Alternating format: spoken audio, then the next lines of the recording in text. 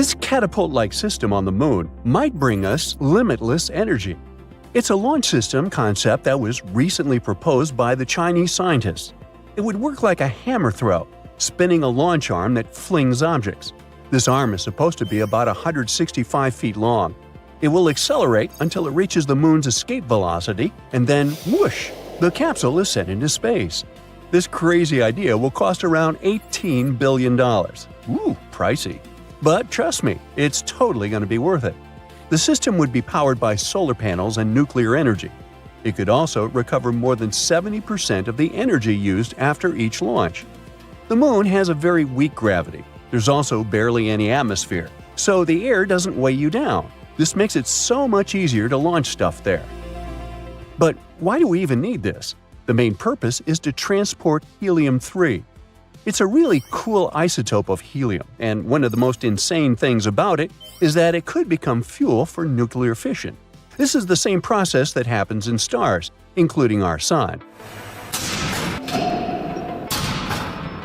If we manage to recreate nuclear fusion here, on Earth, we can make it a clean and basically limitless source of energy for power plants.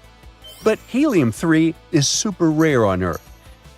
We can sometimes find it in volcanic rock formations on the ocean floor. That's because it's a product of another rare element called tritium, the element we usually make in nuclear reactors and put in cool stuff like glow-in-the-dark paint. But the catch of tritium is that it takes forever to decay and turn into helium-3. Now, there's a bunch of helium-3 on the moon, around 1 million tons. Just 20 tons of helium-3 could meet China's yearly electricity needs. In fact, lunar soil has enough helium-3 to power the entire world for over 1,000 years. But why is there so much of helium-3 on the moon and barely none on our planet? Well, that's because helium-3 comes from the sun and travels in solar winds. Solar winds are like streams of dangerous particles. They're super radioactive. Our planet's thick atmosphere and magnetic field serve as a shield for us. They almost fully protect us from those particles. But, unfortunately, they also prevent the good stuff like helium-3 from getting here. The moon's atmospheric shields are super thin though, so it's under a constant shower of solar winds. So, helium-3 accumulated there over billions of years, and now it's just scattered around there. But mining it and bringing back to Earth is no easy feat. It's super expensive. Just think about it.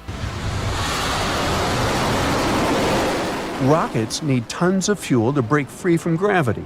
Every single bolt and screw on the spacecraft must be engineered to survive extreme conditions, like radiation. Not to mention, you need a team of rocket scientists, literally working around the clock to make sure nothing goes wrong. You can't call a repair guy if something breaks on the moon. So generally, it costs about $500,000 to send 1 pound of payload to our satellite. That's based on estimates from NASA.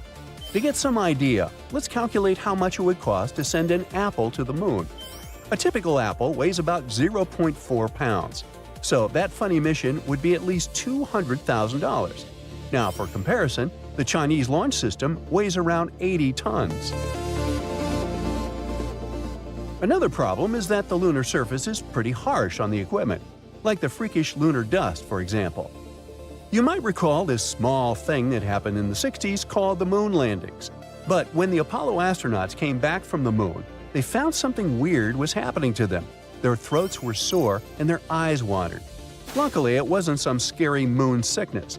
Turns out, there's a lot of lunar dust clinging to their spacesuits. This dust seems harmless, but it's made up of sharp and abrasive particles, much smaller than a human hair, yet sharp like glass. It contains silicate, a thing that can cause severe lung problems on Earth and is a common issue for miners. So it caused a lunar hay fever. At least that's how NASA astronaut Harrison Schmitt called it. All 12 astronauts who walked on the moon were then sneezing and experiencing nasal congestion. Sometimes it took days to fade away. The dust even got inside their spacecraft, smelling like burnt gunpowder. This nasty stuff can be harmful to both humans and equipment. It managed to damage spacesuit boots and even ruin the seals on the containers used to bring back samples during the Apollo missions. As we mentioned, they're glass-sharp and jagged, so they start scratching, grinding, and wearing down any surfaces they come in contact with. They don't care if it's metal, glass, or humans. And since there's so much dust, this causes equipment to malfunction and fail quite quickly. And that's just one of the possible hurdles with lunar missions. So scientists really need to come up with some weird ideas to get that precious helium-3. The Chinese scientist project looks like a weird sci-fi invention, but it's a cost-effective way to transport materials back to us. It could throw stuff to Earth twice a day, and it would be 90% cheaper than current methods. Since it only needs electricity and no fuel, the system would be small and easy to set up. Besides the beloved helium-3, this catapult would also help advance technologies in space mining and heavy launch vehicles. No lunar dust scares this thing. It should last for at least 20 years. It would need to be transported to the moon using China's super heavy lift rocket. But the idea is far from new. There was a novel called The Moon is a Harsh Mistress by Robert A. Heinlein. In the story, there's a lunar colony that uses an electromagnetic catapult to send weed and water ice back to Earth. It gets quite wild when the colonists, known as loonies, eventually take control of this catapult. They threaten to launch rocks at Earth unless their colony is recognized as an independent world. Sounds kind of funny, but a large rock, if thrown at us from the moon, could wipe out a city. The damage would be like from a meteorite strike, with fires, houses destroyed, and worse. But scientists have been talking about this catapult idea for a while. For decades, they were trying to find a way to use electromagnetic systems to send resources from the moon to Earth. There are also some challenges. For example, scientists forgot to mention how exactly helium-3 would be extracted from the lunar soil. Installing this launch system on the moon's rugged surface would be difficult as well. Also, they would need to make sure that the system remains stable at high speeds and that it could withstand the moon's extreme temperature changes, cosmic rays, and intense solar radiation. So, it would take some time to develop.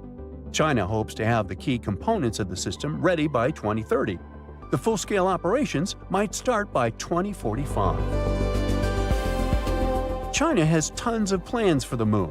For example, they want to build a research station at its south pole by 2035. But China's not the only one in this space race. Considering that NASA plans to send humans on Mars by that time, oh boy, the 2030s will be a crazy decade for space exploration. There's also an American startup that's part of the lunar economy. The ones that plan to land astronauts on the moon have people actually living on our satellite in a decade or two. One of the goals of this colony is to boost economic growth and create new jobs. Most of them will likely involve some mining activities. And if there'd be 2 space colonies, well, they'll have to figure something out. You might think high-tech telescopes let us see every inch of the moon, but that's not true. At our satellite's south pole lie giant craters untouched by sunlight for eons, stuck in pitch black, colder than Pluto, and almost impossible to explore. However, maybe we have to if we want to explore space. Because the darkness hides some must-have resources that will make life and long-distance travel in space possible. Yes, we're talking about water locked up as tiny crystals in the lunar soil. Now, water in space is always good news. You've probably heard that scientists are also obsessed with finding it on Mars. If the red planet has any type of water below its surface, it raises the exciting possibility that life might have existed there. Even microbes would be the biggest discovery in human history. That's why rovers are poking around Martian craters and drilling into the soil like some very dedicated space gardeners. But as incredible as water on Mars would be, water on the moon might be even more valuable to us in the short term. The reasons are simple: the distance and the gravity of the moon. We can reach our satellite in 3 days. That's almost nothing. It takes at least 7 days to reach New York from London via a cruise ship. But more important than the length of the trip is the possibility of using the moon as a pit stop. Stop, refuel, and relaunch so we can resume exploration. The gravity on the moon is only 1/6 as strong as Earth's. That's not just useful for endlessly entertaining yourself by jumping around. This difference means that launching rockets from our satellite is much easier compared to launching them from Earth, which requires a tremendous amount of fuel just to break free from the atmosphere. For example, the Saturn V rocket, which took astronauts to the Moon during the Apollo missions, was made up of more than 90% fuel just to get off the ground. On the Moon, however, it's much easier to launch a rocket. That means that we could carry heavier loads with less fuel. It's like being able to take a bigger suitcase on your trip. If we can find and use ice on the Moon to create rocket fuel, it would turn our satellite into a practical and affordable stop for exploring the solar system. Not to mention that by applying some basic chemistry, we could extract oxygen from water and use it for breathing or rocket engines. Also, astronauts would need water to drink and grow crops on the lunar base. So, what do we know about the latest discoveries? For a long time, scientists thought the Moon was completely dry. But in 2009, NASA basically crashed a rocket into a crater. It caused an explosion of ice and vapor, like fireworks, and finally confirmed that the Moon had some kind of water. But how much? Well, enough to matter. The data suggests there could be hundreds of millions of tons of water ice locked up in the Moon's polar regions. Some estimates roughly say 1.3 trillion pounds. That's about the same weight as 460 million cars. Not exactly lakes, but still a lot. And there still could be more. This water could also contribute to uncovering cool scientific secrets. The ice is ancient, which makes it like a time capsule from the early days of the solar system. Studying those frozen molecules might tell us not only how water got to the Moon, but also how it appeared on Earth. Anyway, what's all that water doing on the Moon? How did it get there? Scientists assume that some of it probably hitched a ride on comets and asteroids billions of years ago. Many of those space rocks carried ice, and some of that water ended up in the polar regions. Another source could be the way solar wind interacts with the lunar surface. In any case, however this ice appeared on the Moon, the real trick is where it ended up, inside its polar craters. And while we can find the ice not only in the craters at the South Pole, that's where the largest, most stable reserves are believed to be. Some of those craters are enormous. One of the most famous is called the Shackleton crater, and it's over 13 miles wide and more than 2 miles deep. That's almost twice as deep as the Grand Canyon. The Moon barely tilts on its axis, only about 1 degree, so the Sun never peaks over the rims of those deep polar pits. The temperatures dip to around -400 degrees Fahrenheit there. Any water or chemicals trapped in that frozen dirt just stay there, locked away like in a freezer. Something really cool is that at the South Pole, you have parts that are stuck in the perpetual darkness, but some nearby mountain ridges get almost non-stop sunlight. Scientists call them the peaks of eternal light. They are perfect for setting up solar panels, while still being close enough to access the icy treasures hidden below. The poles of the Moon are the only places in our solar system we know of where perpetual day and night exist side by side. But the eternal night isn't just fascinating, it's dangerous. The terrain out there is absolutely unforgiving. We can't even simulate something like that on Earth. We don't even know what it looks like from the inside. It's worse than exploring the northernmost part of Antarctica while wearing a blindfold. So now that we know this, is that potential water even obtainable? That question is probably worth several trillions of dollars. Yes, there's water over there, but getting to it won't be like scooping ice cream from a bowl. What we're really talking about are microscopic ice crystals mixed into lunar dust. To make use of it, machines would need to dig and heat up the soil, then capture the vapor before it escapes back into space. And then there's freezing. Even assuming a human or rover could safely reach the bottom of a crater, it'd be almost impossible to navigate. Batteries and equipment probably wouldn't last, and it's impossible to use solar panels or electronics down there. They'd freeze in minutes.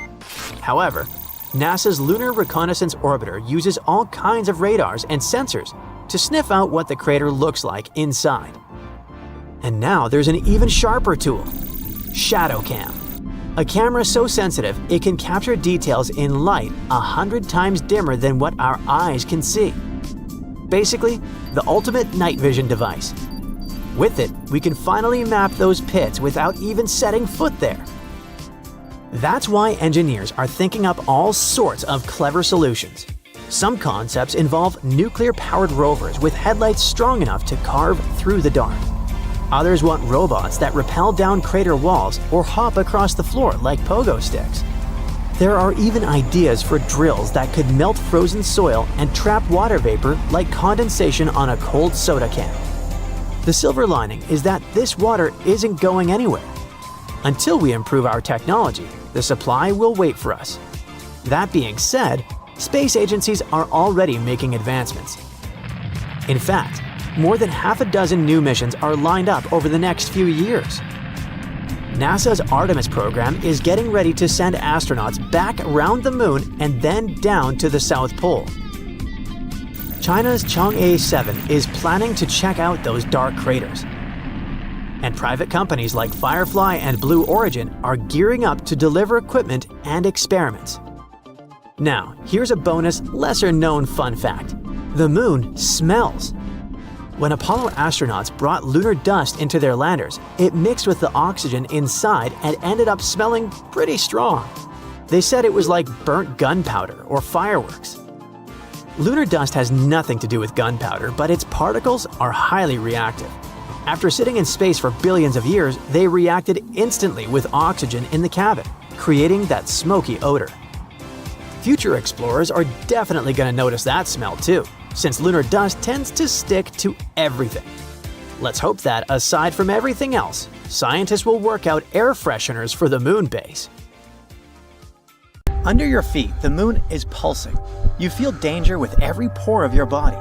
The lifeless satellite, or so you thought, stays still for a second before knocking you down to the ground with a powerful tremor. Is it a moonquake? For years, scientists believed the moon was completely inactive, but the newest evidence seems to suggest that this idea is totally wrong. Researchers from the University of Maryland have recently discovered 266 mysterious ridges on the far side of the moon. And these ridges likely point to recent geological activity. So, are we really talking moonquakes? Well, kind of. The ridges are located in volcanic regions that formed 3.2 to 3.6 billion years ago, but they appear much younger than expected. Typically found in clusters of 10 to 40, they're often located in areas where the moon's surface is structurally weaker. Now, when astronomers speak about recent, don't take their words literally. They don't mean last year or even decade. Most models scientists created suggested that the moon's geological activity ended 2.5 to 3 billion years ago. But the new information hints at the possibility that these formations have been active within the last billion years. Some of the smaller ridges seem to have formed as recently as 200 million years ago, and that is considered relatively young on the moon's timescale. It means that the moon may still be experiencing geological changes today. These discoveries kinda challenge our understanding of the moon's history and evolution. But how did scientists come to these conclusions anyway? Researchers from the University of Maryland and the Smithsonian Institution used crater counting to estimate the age of lunar ridges. It works like this. Surfaces with fewer craters are younger, and the more craters some region has, the older it is. Plus, the analysis showed that some ridges cut through already existing craters, meaning they likely formed around 160 million years ago.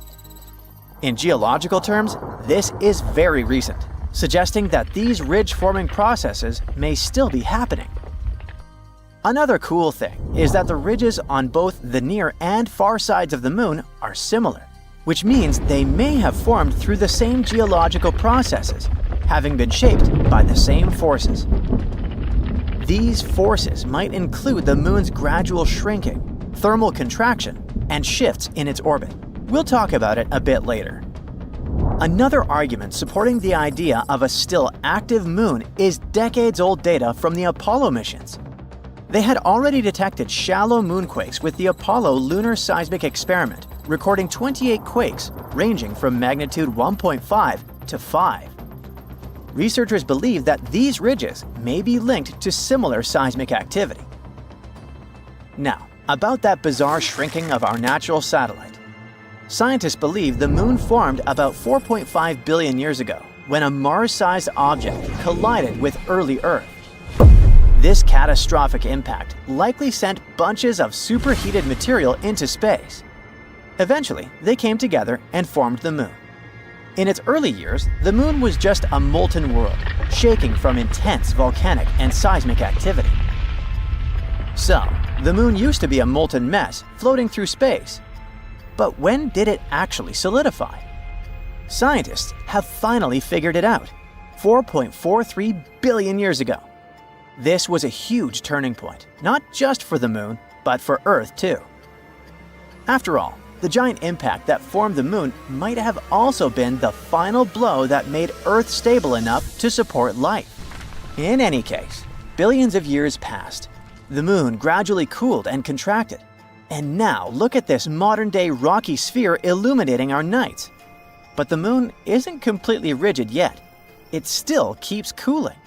And this slow cooling of its core might be one possible reason for the Moon's continued activity. As it cools, the Moon's interior contracts, which leads to cracks and shifts in the crust. One of the clearest signs of this contraction is found in the lunar maria. See these large, dark patches on the Moon? Those are called maria, areas formed when lava filled ancient asteroid impact craters and then solidified.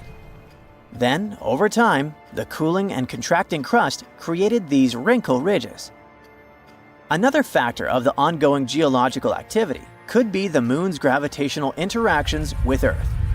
Such non-stop powerful interactions likely create surface stress and trigger tectonic movements. It's all good and exciting, but can this activity on the Moon actually affect humans? In a sense, it can. The Moon has long been seen as a stable place for future bases and resource extraction. But the discovery of this ongoing geological activity is pretty worrying. If the surface is still shifting, future settlements, infrastructure, and mining operations could face serious risks. That's why, at the moment, we need seismometers and ground-penetrating radars to better understand these movements. It will allow us to assess potential dangers before any long-term missions begin. By the way, there's another potential problem future lunar missions might have to deal with, and it's moon dust, aka regolith. Apollo astronauts quickly learned that this jagged, sticky dust gets everywhere and can damage suits, equipment, and even health. A new study from Texas A&M engineers found another problem. When rockets land or take off, they kick up regolith, which can become a collision hazard, especially with many spacecraft bringing crews and cargo to the Moon. Lunar regolith comes in all sizes, from tiny dust particles to large rocks. The main ingredient in moon dust is fine silicate materials, about 70 microns in size, like a human hair. They formed over billions of years as meteors and asteroids smashed into the Moon's surface, grinding much of it into powder. Unlike Earth, the Moon has almost no atmosphere. It's incredibly thin, so there's no wind or water to smooth out the dust. On top of that, constant exposure to solar wind has given the regolith an electrostatic charge, making it stick to anything it touches. Apollo astronauts quickly found this out the hard way. Moon dust clung to their suits, got trapped inside their landers, and stuck to everything. Worse, it became a health hazard, causing eye irritation and breathing problems inside their spacecraft. But at the moment, it seems like a problem for future us.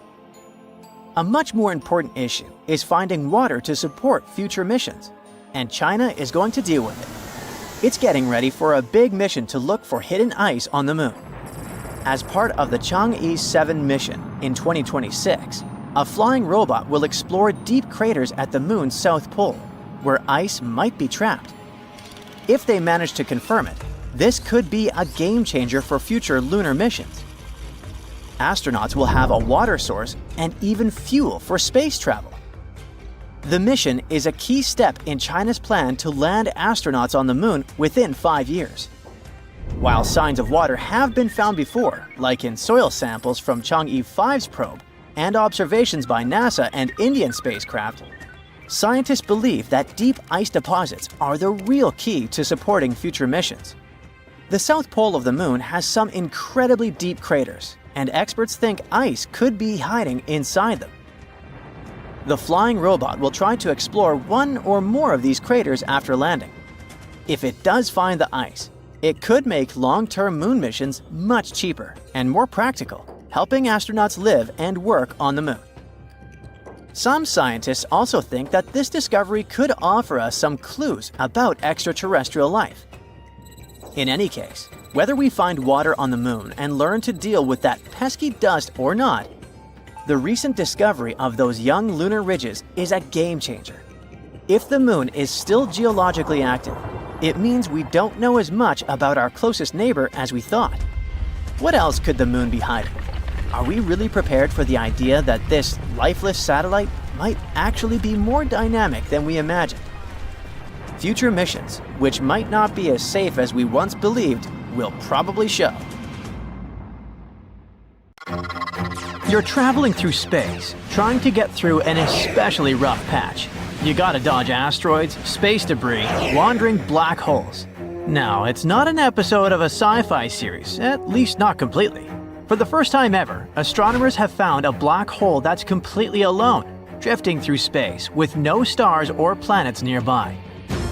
This black hole is about 5,000 light-years away from us in our own Milky Way galaxy. Do we need to look for a hero with superpowers to save Earth?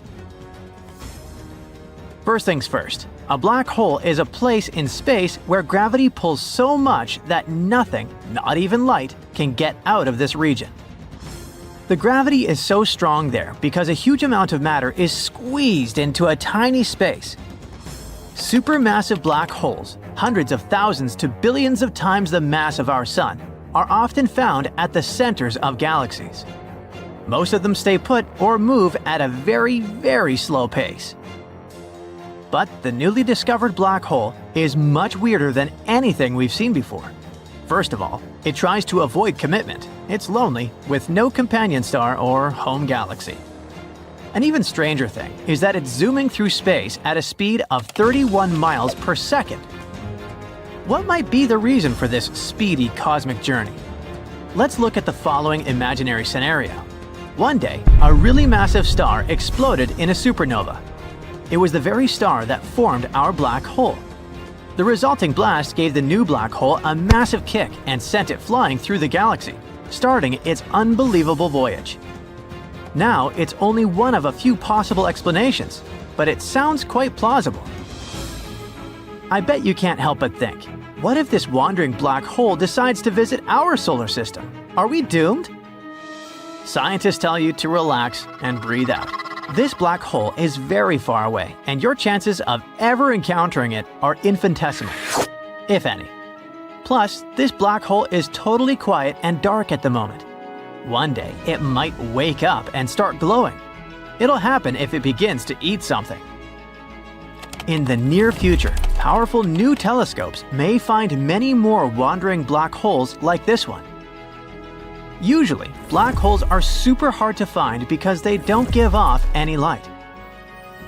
You can only detect them when they're eating nearby matter. That makes them glow brightly. Or when they have a companion star.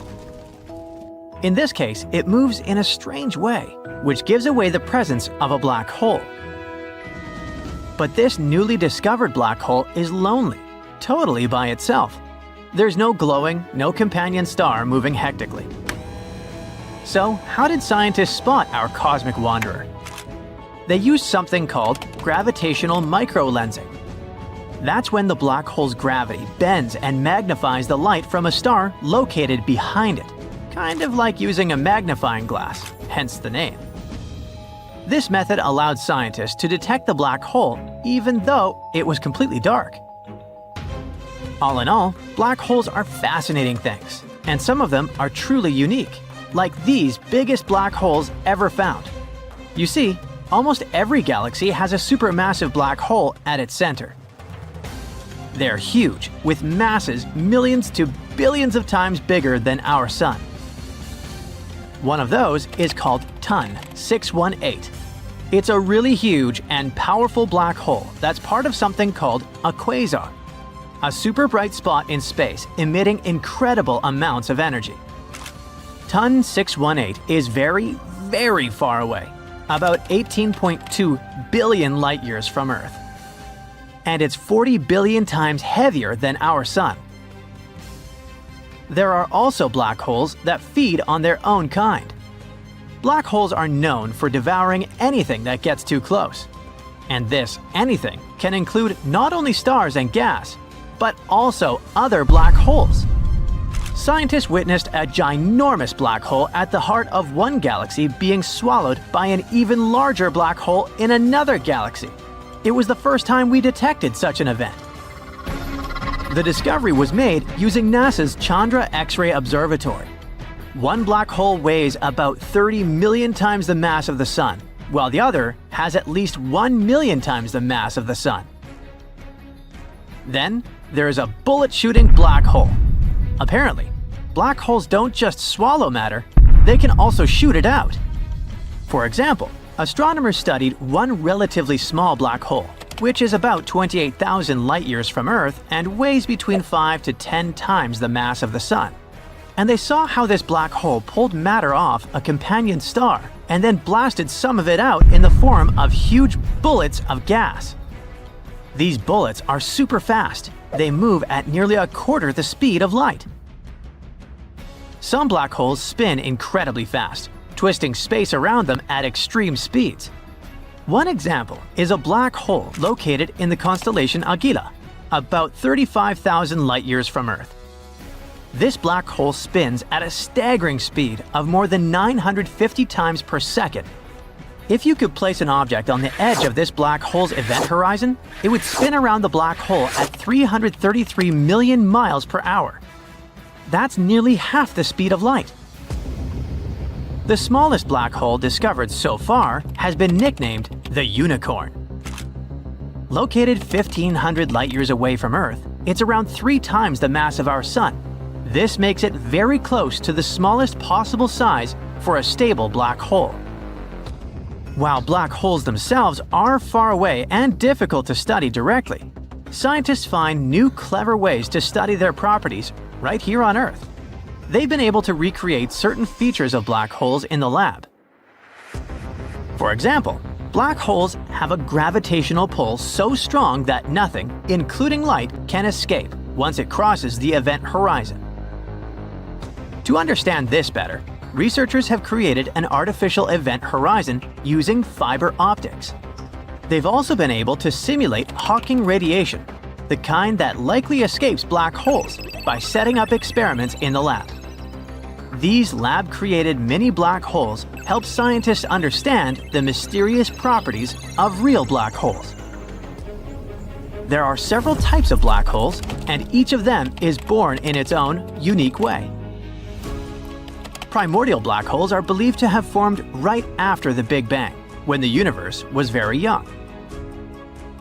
Stellar black holes form when a massive star collapses in on itself. This causes a supernova, where the outer layers of the star explode into space, and the core turns into a black hole. As for supermassive black holes, they're thought to have formed alongside the galaxies they're in. The size of the black hole is usually related to the size and mass of the galaxy. Despite what many believe, black holes don't roam the universe randomly, looking to swallow planets. They obey gravity like anything else in space. So, for a black hole to affect Earth, it would have to be very close, much closer than any black hole is to us right now. Even if a black hole the same mass as the Sun replaced our Sun, Earth wouldn't fall into it. The black hole would still have the same gravity as the Sun, and Earth would continue orbiting it just like it orbits the Sun today. It would get much colder though, so we wouldn't survive such a replacement in any case. But don't worry, our Sun will never turn into a black hole. It doesn't have enough mass to do so. Instead, In about 5 billion years, when the Sun reaches the end of its life, it will become a red giant star. After using up its fuel, it will shed its outer layers, creating a glowing ring of gas called a planetary nebula. What's left will be a cooling white dwarf star. There's something happening inside the moon, something that nobody expected. Not a dramatic shift you'd see on the outside, but deep down, where things seem frozen in time, scientists have uncovered a hidden layer of what you could only call moon goo. Remember those school lessons about the crust, mantle, and core? Much like the Earth, the moon is made up of layers, a crust, mantle, and core. However, the moon's core is much smaller compared to ours. Earth's core is huge. It makes up about a third of our entire planet's mass. The moon's core makes up only about 1 to 2% of its mass, and its diameter is about 1/5 the diameter of the moon itself. It's surrounded by a hard, rocky mantle. But it turns out that between these two layers, that mysterious goo layer, and it's way more important than you might think. The layer is soft and partially molten, ebbing and flowing like the tides in our oceans. It rises and falls, stretching and shifting as if it were alive. Its movement isn't chaotic, but subtle and regular. We always knew that the moon influences our seas and oceans, causing tides with its gravity. But it turns out that we influence it back. The goo ocean reacts to the gravitational dance between Earth and the Sun. Also, the molten layer could be made of ilmenite, a very intriguing material. Ilmenite is rich in titanium, a strong and lightweight metal that we really love over here on Earth. Titanium is used in everything from airplane parts and spacecraft to medical devices, even in everyday items like bikes and laptops, all because it's incredibly strong and very resistant to corrosion and heat. So, if the moon might have a molten layer rich in ilmenite, that would be awesome. Astronomers are already planning for lunar bases, and if we had a material to build structures, spacecraft, or even tools for astronauts right there, that would be a game changer. Otherwise, we'd need to transport materials from Earth, which is extremely costly. This is our first tangible sign that the moon is not just a cold, boring rock. Instead, it's dynamic, living, and breathing, with moving forces beneath the surface. NASA used new special tools to discover this: the Gravity Recovery and Interior Laboratory and the Lunar Reconnaissance Orbiter. These are both space missions designed to study the moon, but they don't just look at the surface like a telescope. Instead, they help measure things we can't see with our eyes, like the moon's gravity and how it changes over time. Grail sent 2 small spacecraft around the moon named Ebb and Flow. Clever. The idea was for these spacecraft to fly close to each other and measure tiny differences in the moon's gravity as they go. It's like they were feeling the moon's invisible pull in different places. If the moon's gravity was stronger in one spot, the spacecraft moved closer together, and if it was weaker, they moved farther apart. This helps scientists understand what's going on inside the moon, even if they can't actually go there. And the spacecraft intentionally crashed into the moon in December 2012 to end the mission. The Lunar Reconnaissance Orbiter is a bit different. It takes super detailed pictures of the moon and collects other important information about its surface. By combining the information from both Grail and LRO, we were able to find this goo layer. But this discovery actually challenges everything we thought we knew about lunar geology. How did this molten layer get there? How long has it existed? And perhaps more fascinating, how it stayed warm for millions of years? That's some million-dollar questions. The moon's core generates heat just like ours. But it's not as easy as saying, oh, the core's heat probably keeps it warm and molten. Well, first, the moon's core is much smaller and less active than Earth's, meaning it produces significantly less heat. Plus, the moon is much cooler than Earth in general. With temperature dropping to minus 200 degrees Fahrenheit on the surface, how could this inner layer still stay in this flowing state? That's still a mystery. In any case, this goo could actually explain a lot of stuff about the moon. For example, astronomers were exploring moonquakes and how they happen. Now they think that it might be this semi-molten layer shifting and moving beneath the surface. Now, beyond the moon itself, It also tells us more about other celestial bodies. If the Moon, something we considered basically a huge static rock, has such a dramatic life, what about other planets, moons, or asteroids? Could they also hide similar hidden movements beneath their surfaces? We can even understand our own planet better, learn more about how tides and similar stuff works. There are so many great discoveries we've been making on the Moon. Recently, we found some awesome stuff beneath the surface, massive caves hidden for millions of years. For over 50 years, scientists have suspected that the Moon's surface is full of underground tunnels and caves. These are known as lava tubes because they were formed by lava. Duh! Millions of years ago, the Moon was pretty unstable. It underwent some volcanic activity, causing eruptions. When a volcano erupts, lava can flow across the surface. As the outer layer of the lava cools and hardens, it forms a solid roof of dark material. It's actually what these famous dark spots on the Moon are. These are dark, hardened remains of ancient lava. But the hot, molten lava continues to flow through the center.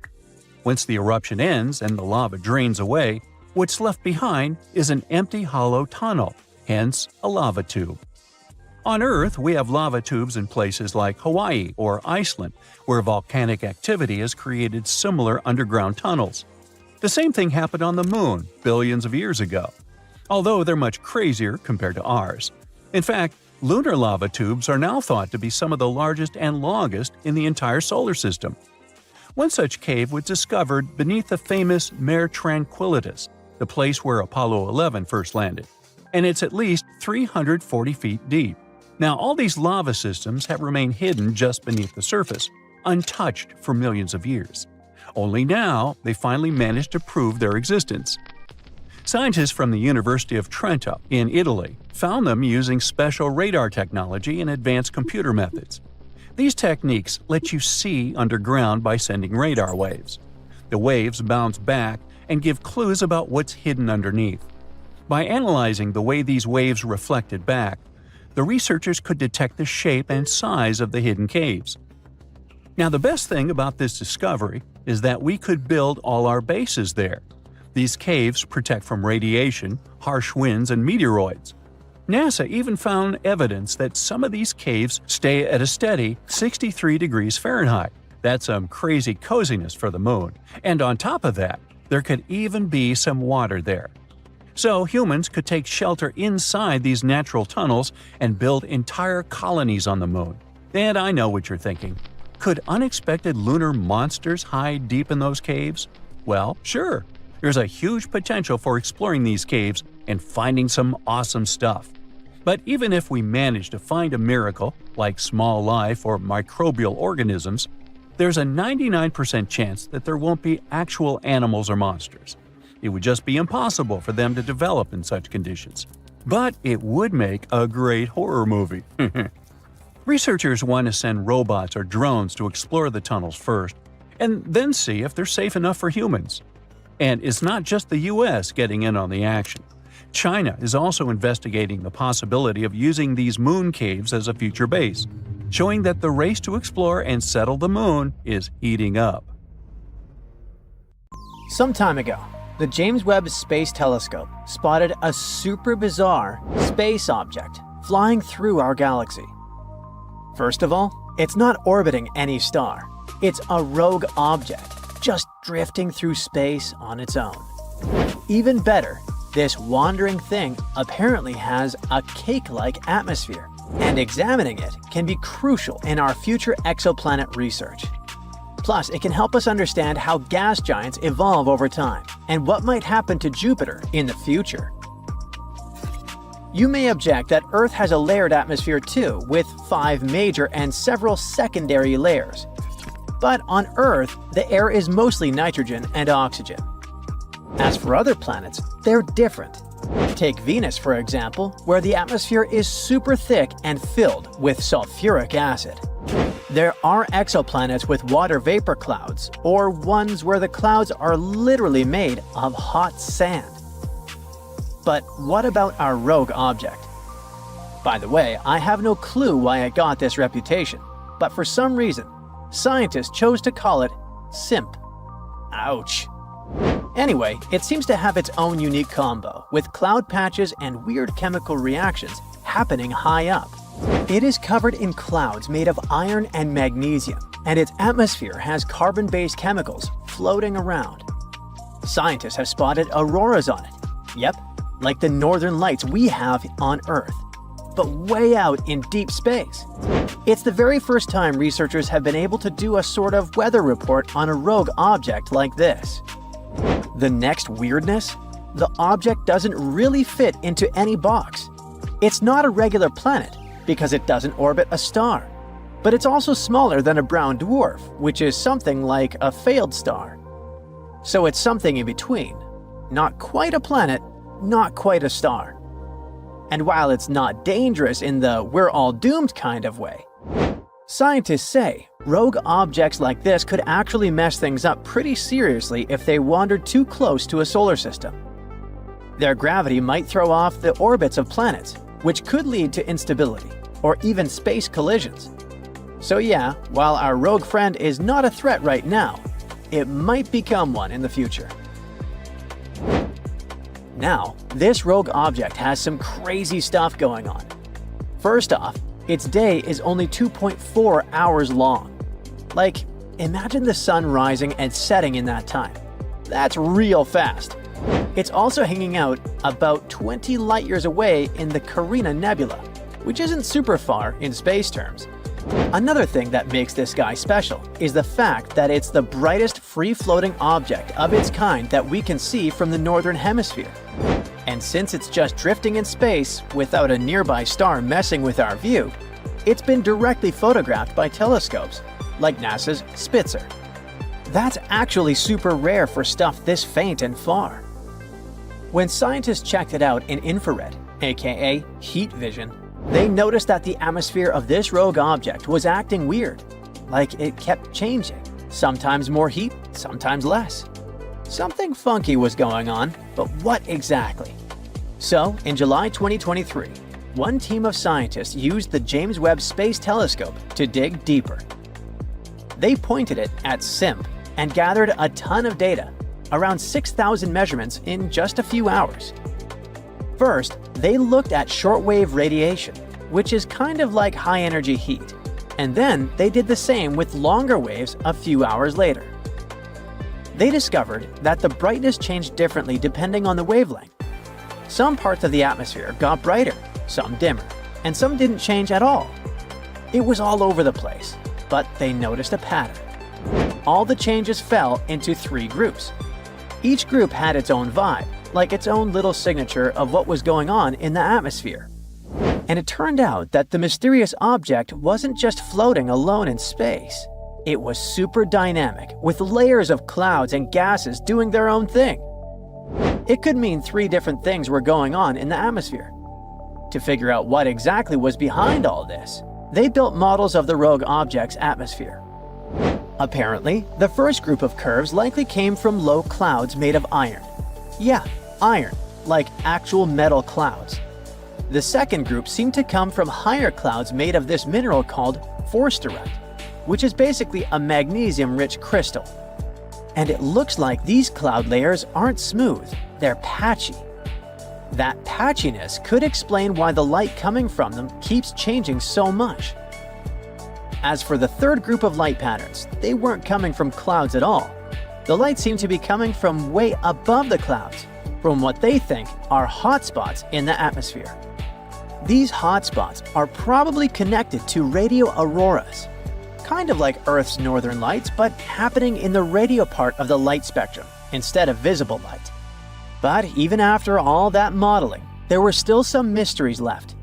Like, the first group of curves was all over the place, more than they expected. So they think it might be because of carbon-based gases like carbon monoxide floating around. They might absorb certain types of light at random times. In any case, this is the first time we've actually seen this kind of atmospheric chaos directly. But the few hours the researchers spent watching it weren't enough to fully figure it out. To really get the full picture, they'll need days of data, and they're hoping to use NASA's Nancy Grace Roman Space Telescope, set to launch in 2027, to dive even deeper. Even though this mysterious object is not a rogue planet, they're definitely worth mentioning. These are basically planets that got kicked out of their home solar system. Yeah, like straight up evicted.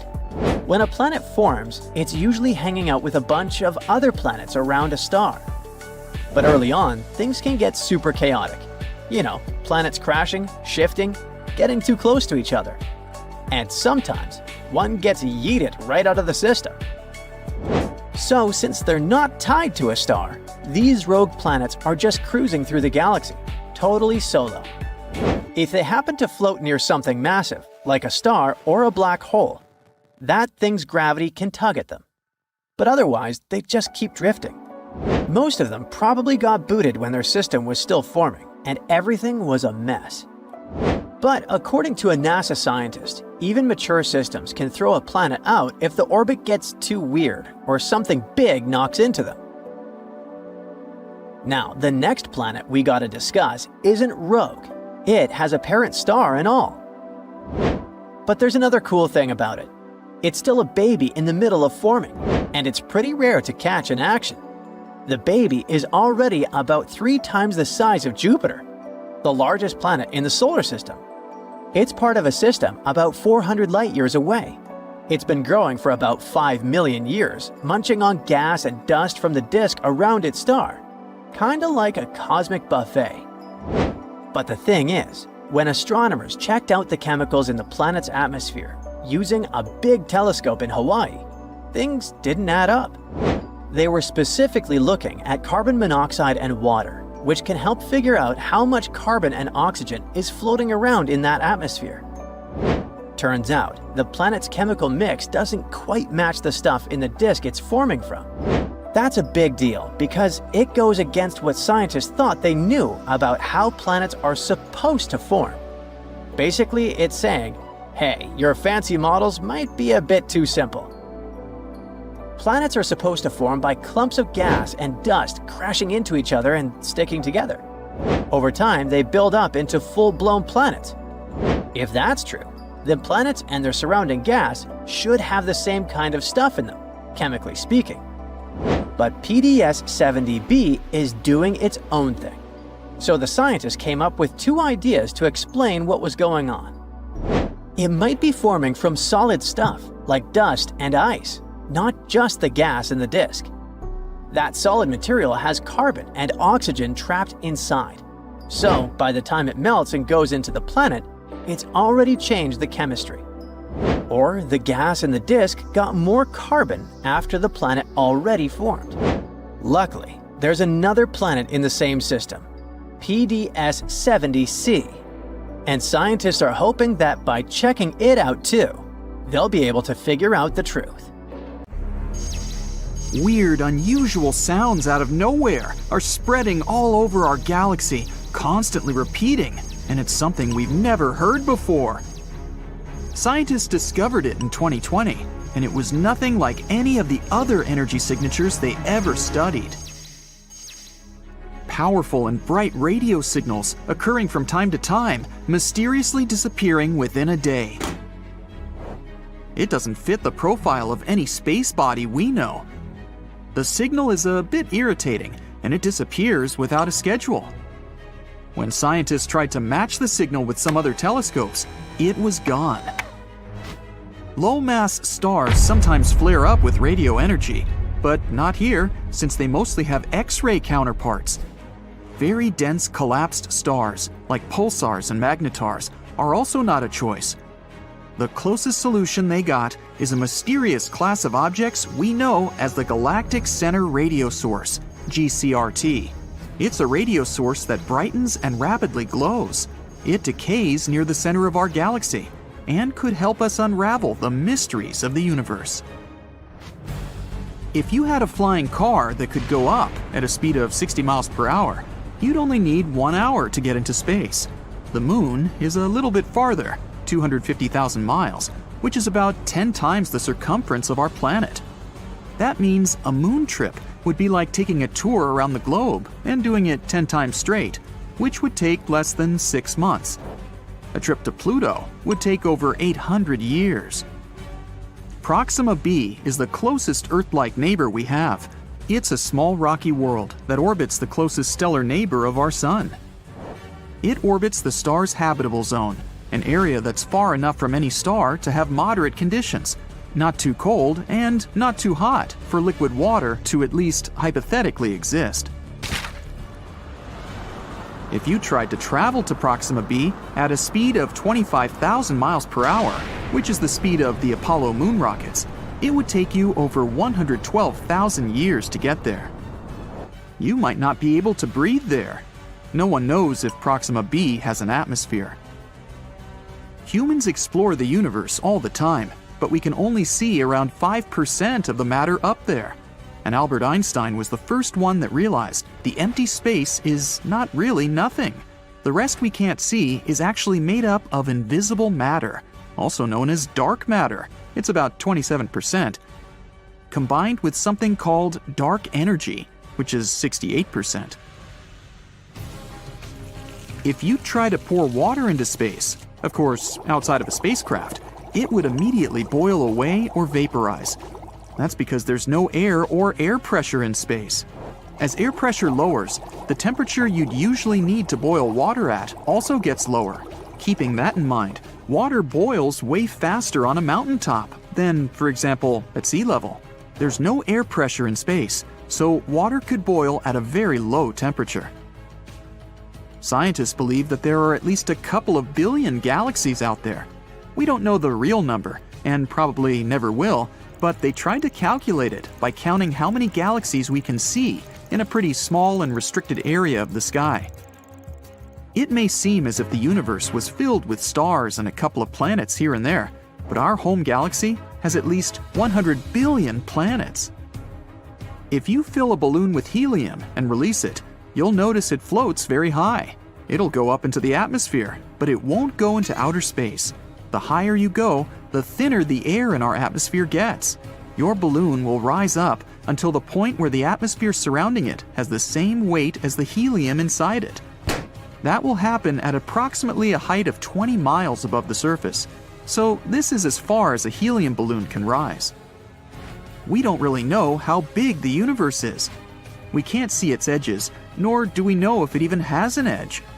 We use technology to see out to a distance of around 14 billion light-years from our planet. This means we can see around 28 billion light-years in diameter across, starting with the outermost layer of our atmosphere that ends at around 600 miles above our planet's surface. Although the size of the universe is constantly changing and gets bigger through time. Mercury is closest to the Sun, so most people think it's the hottest planet too. Still, Venus is the hottest planet. It's the second planet away from our central star, around 30 million miles farther from the Sun compared to Mercury. Mercury doesn't have an atmosphere, which is like some sort of a warming blanket that helps maintain the heat coming from the Sun. Venus has an unexpectedly thick atmosphere, around 100 times thicker than the one we have. Its atmosphere doesn't let the heat out, it just keeps it and constantly makes Venus hotter and hotter. Also, it mostly consists of carbon dioxide that freely lets solar energy in. But it's less transparent to lose long wavelength radiations that the warm, heated surface emits. The average temperature there is around 875 degrees Fahrenheit, which is hot enough to melt tin. The maximum temperature on its neighbor, Mercury, is 800 degrees Fahrenheit. In maybe 2 or more billion years, it will be way too hot for life to exist on our precious planet.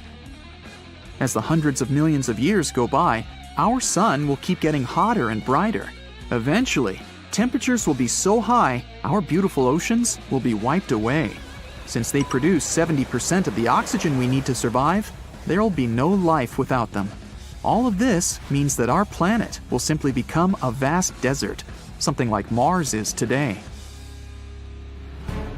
Pluto, a very distant used-to-be planet, now dwarf planet, is actually smaller in diameter than the entire US. The biggest distance there, from Maine to Northern California, is approximately 2,900 miles, while Pluto is only 1,473 miles across. Pluto is very far, but the edge of our solar system is 1,000 times farther away than this dwarf planet.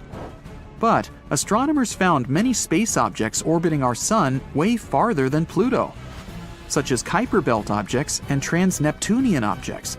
There's also an Oort comet cloud that goes half a light year from Pluto, also 1,000 times farther. A neutron star is really heavy. Just a teaspoon filled with it would weigh 6 billion tons. Neutron stars are something that remain from huge stars that have run out of fuel. The fading star explodes, and its core falls apart, but due to gravity, it forms an extremely dense neutron star. These stars typically have a mass of up to 3 suns, but the radius there is around 6 miles, because this is one of the densest things in our universe, at least that we know about. The universe has a color, and it averages to be some kind of beige, or as they call it, cosmic latte. It also has its own smell that reminds you of seared steak or hot metal. At least, that's something astronauts floating in space have said. If you want to build a spacesuit, get ready to work really hard. It takes 5,000 hours to make it and will cost you $1 million. A really good one will have 11 layers of material and weighs about 110 pounds, and it needs to be comfortable. You'll need more space in there because you grow up to 2 inches when in space. When you're floating around in space, Earth's gravity doesn't have any impact on you. That's why the vertebrae in your spine might expand and relax a little bit, which means you'll be maybe 3% taller. For 6 feet, it's about 2 extra inches. Oh, don't worry, it's not permanent. As soon as you go down to Earth, you'll shrink back down to your normal size within a couple of months. Space isn't the best option if you want to have a conversation with your friend, because up there, sound doesn't travel at all. Molecules there are so far apart that sound vibrations can't reach them, which automatically means they can't vibrate, so we can't hear them. Movies are not accurate with this. No one could hear you screaming in space, too. We kind of live inside our sun. The sun is not just that big hot ball of light located 93 million miles away from us. Its outer atmosphere is way bigger. It extends far beyond the surface we can see. Our planet's orbit goes through its tenuous atmosphere. The evidence is when gusts of the solar wind generate the southern and northern lights. That means, in some way, we live inside the sun. Not just us, other planets too, including distant Neptune. The heliosphere, which is what we call the outer solar atmosphere, extends to about 10 billion miles. You take a rocket to the moon. It lands. You put on your work uniform and go to work your shift at a local factory that extracts water from beneath the surface of the moon. There's also fuel plants here. Dozens of people and rovers are roaming the expanse of Earth's natural satellite. When your shift ends, you board the rocket again. It takes you back home, just like a regular bus. That's exactly what NASA is planning to do. In the first stage of this project is the Prime 1 mission. Prime stands for Polar Resources Ice Mining Experiment. The mission starts in 2022. Let's follow it step by step. A booster rocket and second stage are assembled on the launch pad. Ignition. The rocket's engines begin to burn fuel, and we go up. Soon, the rocket reaches a speed of about 24,000 miles per hour. At that speed, you could travel the distance from New York to London in just 8 minutes. Once the booster uses up all its fuel, it undocks and makes a soft landing on Earth. The second stage with the payload capsule fires its engines a couple of seconds after the first stage undocks, so the rocket continues moving up. Once it reaches orbit, the payload capsule opens. It releases the lunar lander Nova-C. It's a cylindrical spacecraft, as long as a sedan and slightly wider than the height of the average person. It starts its engine and begins its journey. First, the lander makes a circle around Earth. This is a gravitational maneuver that helps it to gain speed without wasting too much fuel. Because the lunar lander is still in orbit, Earth's gravity affects it. The spacecraft looks as if it's falling, but not to the surface of our planet, along its orbital trajectory. After one lap around Earth, the lander adjusts its trajectory and heads for the moon. The distance it needs to cover is 238,600 miles. That's like 9.5 trips around Earth, or 93 trips across the United States from coast to coast. Modern spacecraft can cover this distance in as little as 9 hours. That's a bit more than a journey from New York to Los Angeles by plane. At the same time, it took the first astronauts about 72 hours to get to the moon. Soon, Nova C is near its destination. It makes another circle around the moon while it descends. Scientists have already chosen the perfect plane for it to land. There are several requirements. First of all, there should be signs that there might be ice under the surface in this location. Second, the lunar module should be able to maintain radio communication with Earth. And this is impossible if the lander is on the far side of the moon. When the first astronauts flew around Earth's natural satellite, contact with them was lost for a few minutes. The connection only resumed when their spacecraft came out of the lunar shadow. And the last requirement for the landing area is sunlight. The lander has solar panels to power its scientific equipment, onboard computers, and communication modules, so it needs direct sunlight. The lander is getting closer to the surface of the moon. The spacecraft is slowing down as it approaches the landing site. Now, it's almost hovering in midair. A few more seconds, and touchdown! The spacecraft makes a soft landing. It's time to drill through the surface. For this, the lander has a device called the regolith, an ice drill for exploring new terrain. To put it simply, it's a large, 3-foot-long drill. That's almost as long as a grown-up person's leg. Once the right spot is chosen, the device gets lowered into the lunar soil. Drilling will have several stages. Lander will have to lift the drill several times to get the soil out of the drill hole. Otherwise, it may damage the drill bit. Next, the lander will have to analyze the soil composition. To do this, it carries a mass spectrometer, observing lunar operations. Shortly, M-SOLO. Its work is based on a simple principle. It ionizes or charges particles of soil, making them move. Then it creates a strong magnetic field, which affects the charged particles, making them change their trajectory. Different substances, their molecules, and atoms move differently in the magnetic field. So, by analyzing the changes in their trajectories, we can identify the mass and charge of each particle. All we need to do next is look at Mendeleev's periodic table and see which atoms we can find in the samples. Scientists hope to find H2O, water. The south pole of the moon is an ideal place to keep ice within reach of our drill. The equator would be a great place to maintain radio contact and power the solar panels of the lander, but this area is likely to be too hot to have any ice. The lander will also carry a lunar hopper. This thing will be used to explore the surface of the moon. It will carry a load of about 2 pounds. Scientists will also test 4G communication technology. The lander should have some special modules for this. If the test is successful, people might be able to use cellular coverage for communication on the moon, like we do on Earth. But the main goal of the mission is to prove that the resources found on the moon can be used in the future. As early as 2023, NASA plans to send an autonomous rover called Viper, which stands for the Volatiles Investigating Polar Exploration Rover, to the moon. It'll land at the moon's south pole for the same reasons: the connection with Earth and sunlight. The rover itself will be about the size of a golf cart. It'll carry a drill and soil analyzer. Scientists have already laid out a route for the rover. It's about 10 to 15 miles long. It'll take Viper 100 days to travel along that route. It'll drill the soil in search of lunar ice and mark its findings on the map. It will be necessary to prepare for astronauts' arrival to the moon. It'll also help to provide them with valuable resources, like water. Later in the 20s, NASA will launch the Artemis mission. For this purpose, scientists have been constructing the Orion spacecraft for decades. It can carry 6 astronauts. The launch vehicle that will take Orion into orbit is called the Space Launch System. When ready, it'll be the most powerful rocket in human history. The first flight will be uncrewed. It's scheduled for 2022.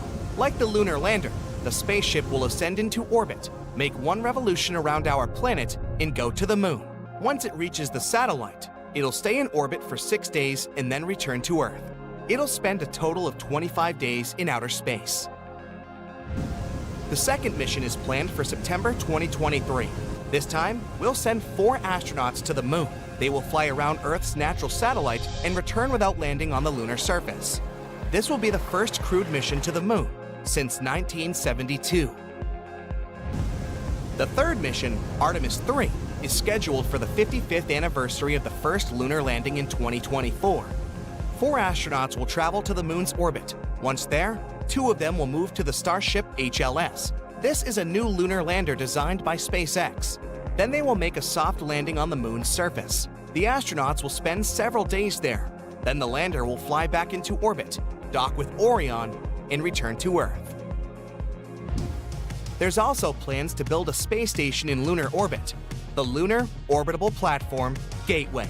It'll be almost like the International Space Station. It'll be assembled from a lot of modules, just like the ISS. There will be a power and propulsion element. This is going to be the first module equipped with engines for maneuvering and propulsion. There will also be solar panels that will power the station. One more module will serve several purposes, including communication and refueling. Then, there will be several living modules. They will be able to host several astronauts for a period of up to 90 days. That's where they will eat, sleep, train, and conduct scientific experiments. The station will be equipped with a robotic arm. It'll help spacecraft dock with the station, as well as install additional scientific equipment outside the station. There will be an airlock module. Incoming spacecraft will be able to dock with the station there. It'll be like a parking lot for dropping off and picking up passengers. Astronauts will be able to use it as a door to outer space. There will be a sample return vehicle, a small spacecraft that will deliver samples of lunar soil to the station. It'll be fully robotic. The Gateway will be much smaller than the ISS. For comparison, the near-Earth station now consists of 11 modules, and its total cost is about $150 billion. In the future, we'll use this station as a launch pad to send spaceships to other planets, like Mars or into deep space. Rockets launched from the ISS will need much less fuel because they won't have to fight Earth's gravity. But the astronauts on the Gateway will be in more danger than on the ISS because of radiation. Earth's magnetic field acts as a shield that disperses the sun's harmful rays. And astronauts staying there don't get much more radiation than the passengers of a commercial airplane on Earth. The moon is too far from our planet's magnetic field, so all the modules of the Gateway station will have to be additionally protected from solar radiation. Millions of people around the world go out on the streets and rooftops to look at the amazing cosmic phenomenon. Another planet right next to the moon, a big red one. At first, everyone's excited. Mars showing up out of nowhere is having a strange effect on humanity. Just as the moon can affect the psychological and physical state of some people, Mars's unexpected visit is causing people to behave pretty strangely. Every night, the sky is lit up by the white light of the moon and the red glow of Mars. Many people get a sort of instant insomnia. Some even stop drinking coffee because they no longer feel sleepy. Mars brings out energy and a little wildness in people, making them laugh more, and even drives a few poor people crazy. They begin to go out of their houses more often and enjoy the unusual night sky. A few days later, everybody can see what's happening. Mars is getting bigger. Scientists announced that the red planet is slowly moving towards Earth. A collision is inevitable. Earthlings only have a few years left. A few months ago, a huge asteroid crashed into the red planet with such force that Mars simply flew out of its own orbit and went rogue.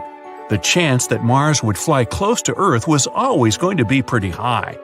After about 3 seconds of being announced, the news went viral, and panic set in. The situation's getting worse and worse. The closer Mars gets, the more it affects people on a physical level. Hundreds of videos pop up showing collision simulations of Mars and Earth. And there's no happy ending.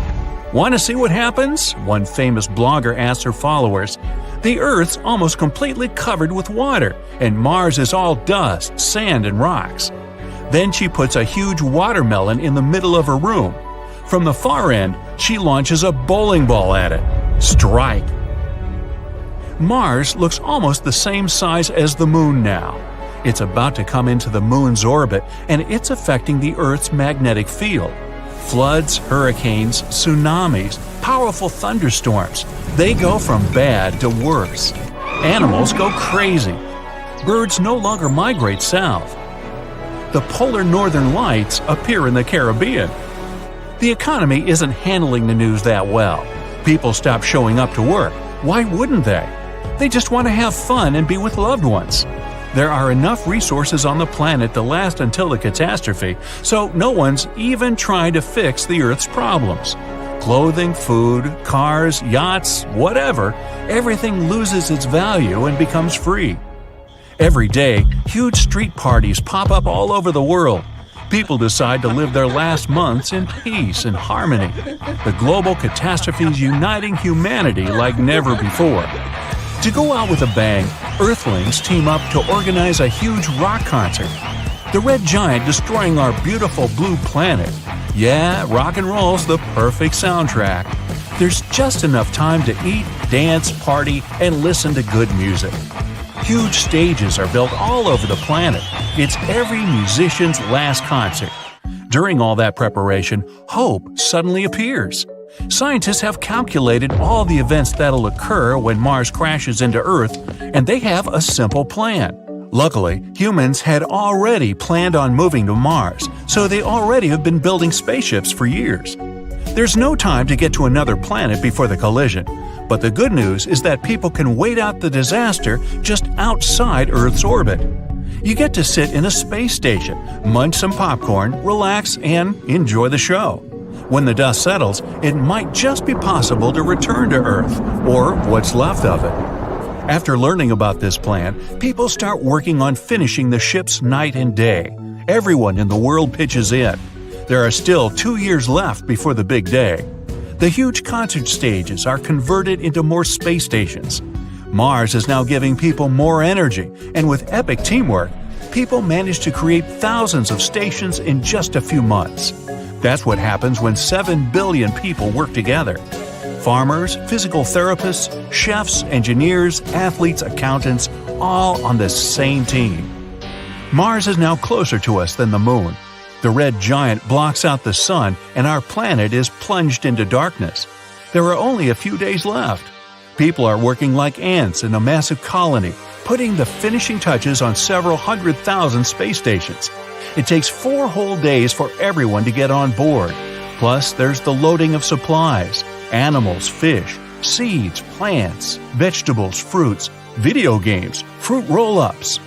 The red giant is scheduled to enter Earth's orbit in a couple of days. That's when it will really pick up speed. Mars is only a little more than half the size of Earth, but up in the sky, it looks infinitely huge. The ships start taking off. People take a last look around, memorizing every inch. In a few hours, it'll all change forever. The stations fly up far enough away to clear any orbits. 2 worlds colliding together should still have a soundtrack, though. Rock stars on every ship organize an outer space music festival.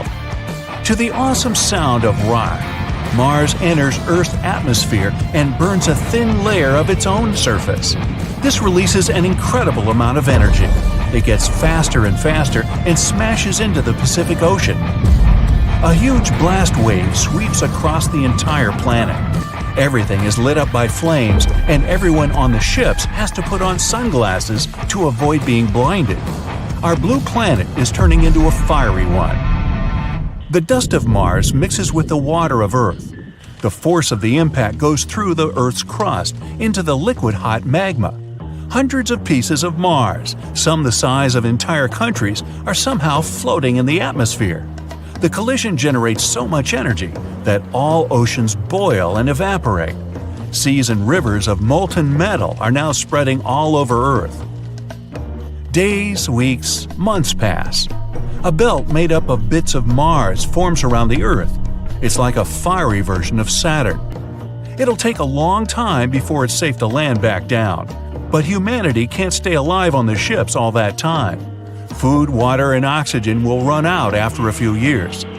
But scientists already have a plan. The ships flip a switch and become huge cryo chambers. The ships are equipped with energy panels, and the roasting hot Earth's giving off a lot of energy.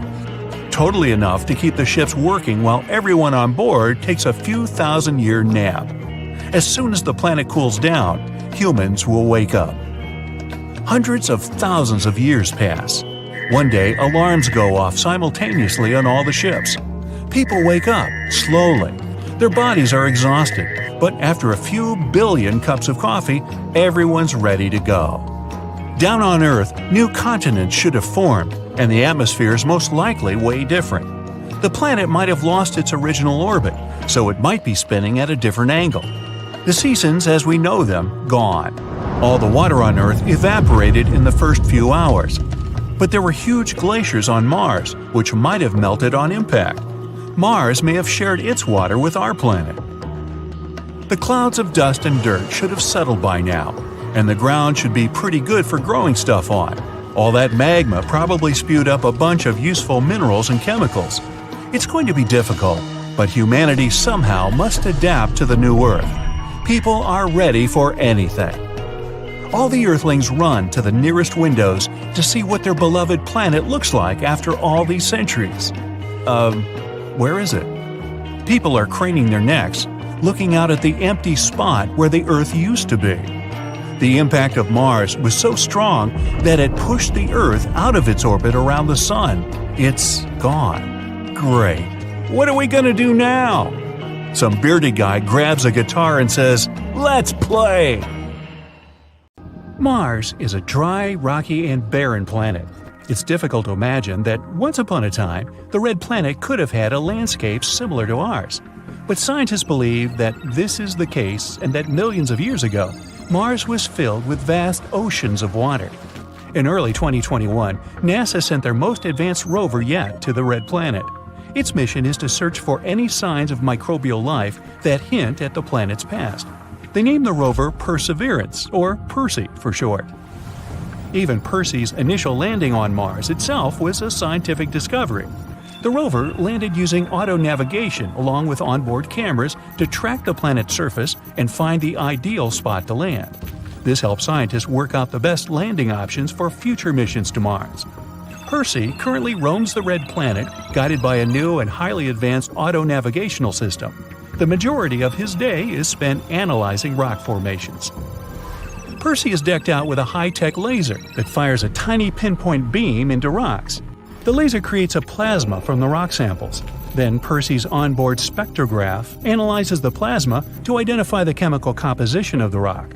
Two of Percy's most significant findings so far are rocks that have been nicknamed Mazi and Yigo. These words come from the Navajo dialect in tribute to a NASA engineer from the Native American Navajo tribe. Mazi means Mars and Yigo means diligent. These two rocks are both salt-like in composition, meaning they are igneous rocks.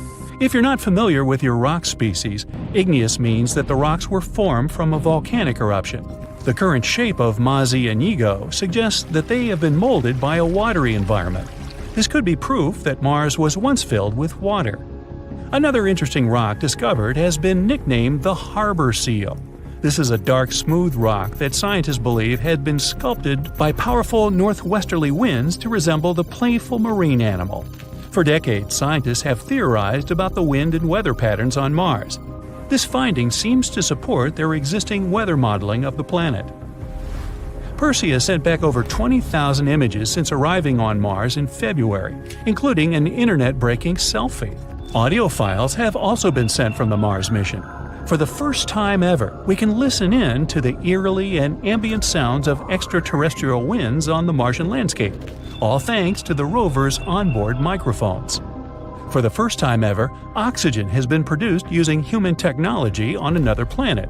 Inside Percy is a gold-plated box around the same size as a car battery. This is the MOXIE unit. MOXIE stands for Mars Oxygen In Situ Resource Utilization Experiment. Yeah, that's a bit of a mouthful. 95% of Mars' atmosphere consists of carbon dioxide. The MOXIE unit diffuses the carbon dioxide and through an intricate chemical process turns it into oxygen.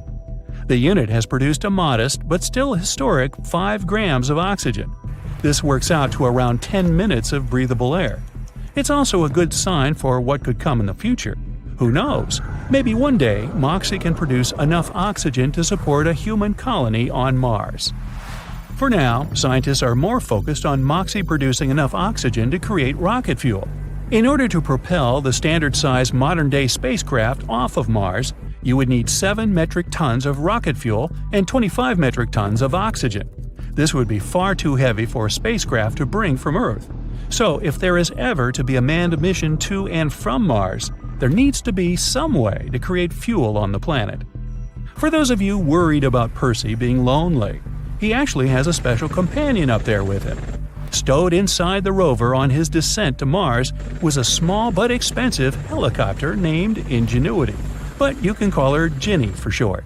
The mini-helicopter cost NASA $80 million to develop, but every penny was worth it as Ginny made history by performing the first powered drone flight on another world. Ginny was a massive scientific feat, as engineers originally struggled to design a helicopter dinky enough to be stowed on an interplanetary rover, but powerful enough to take flight on another planet. After the success of Ginny, scientists are now collecting data from the one-of-a-kind helicopter to aid in the design of smart micro-drones here on Earth.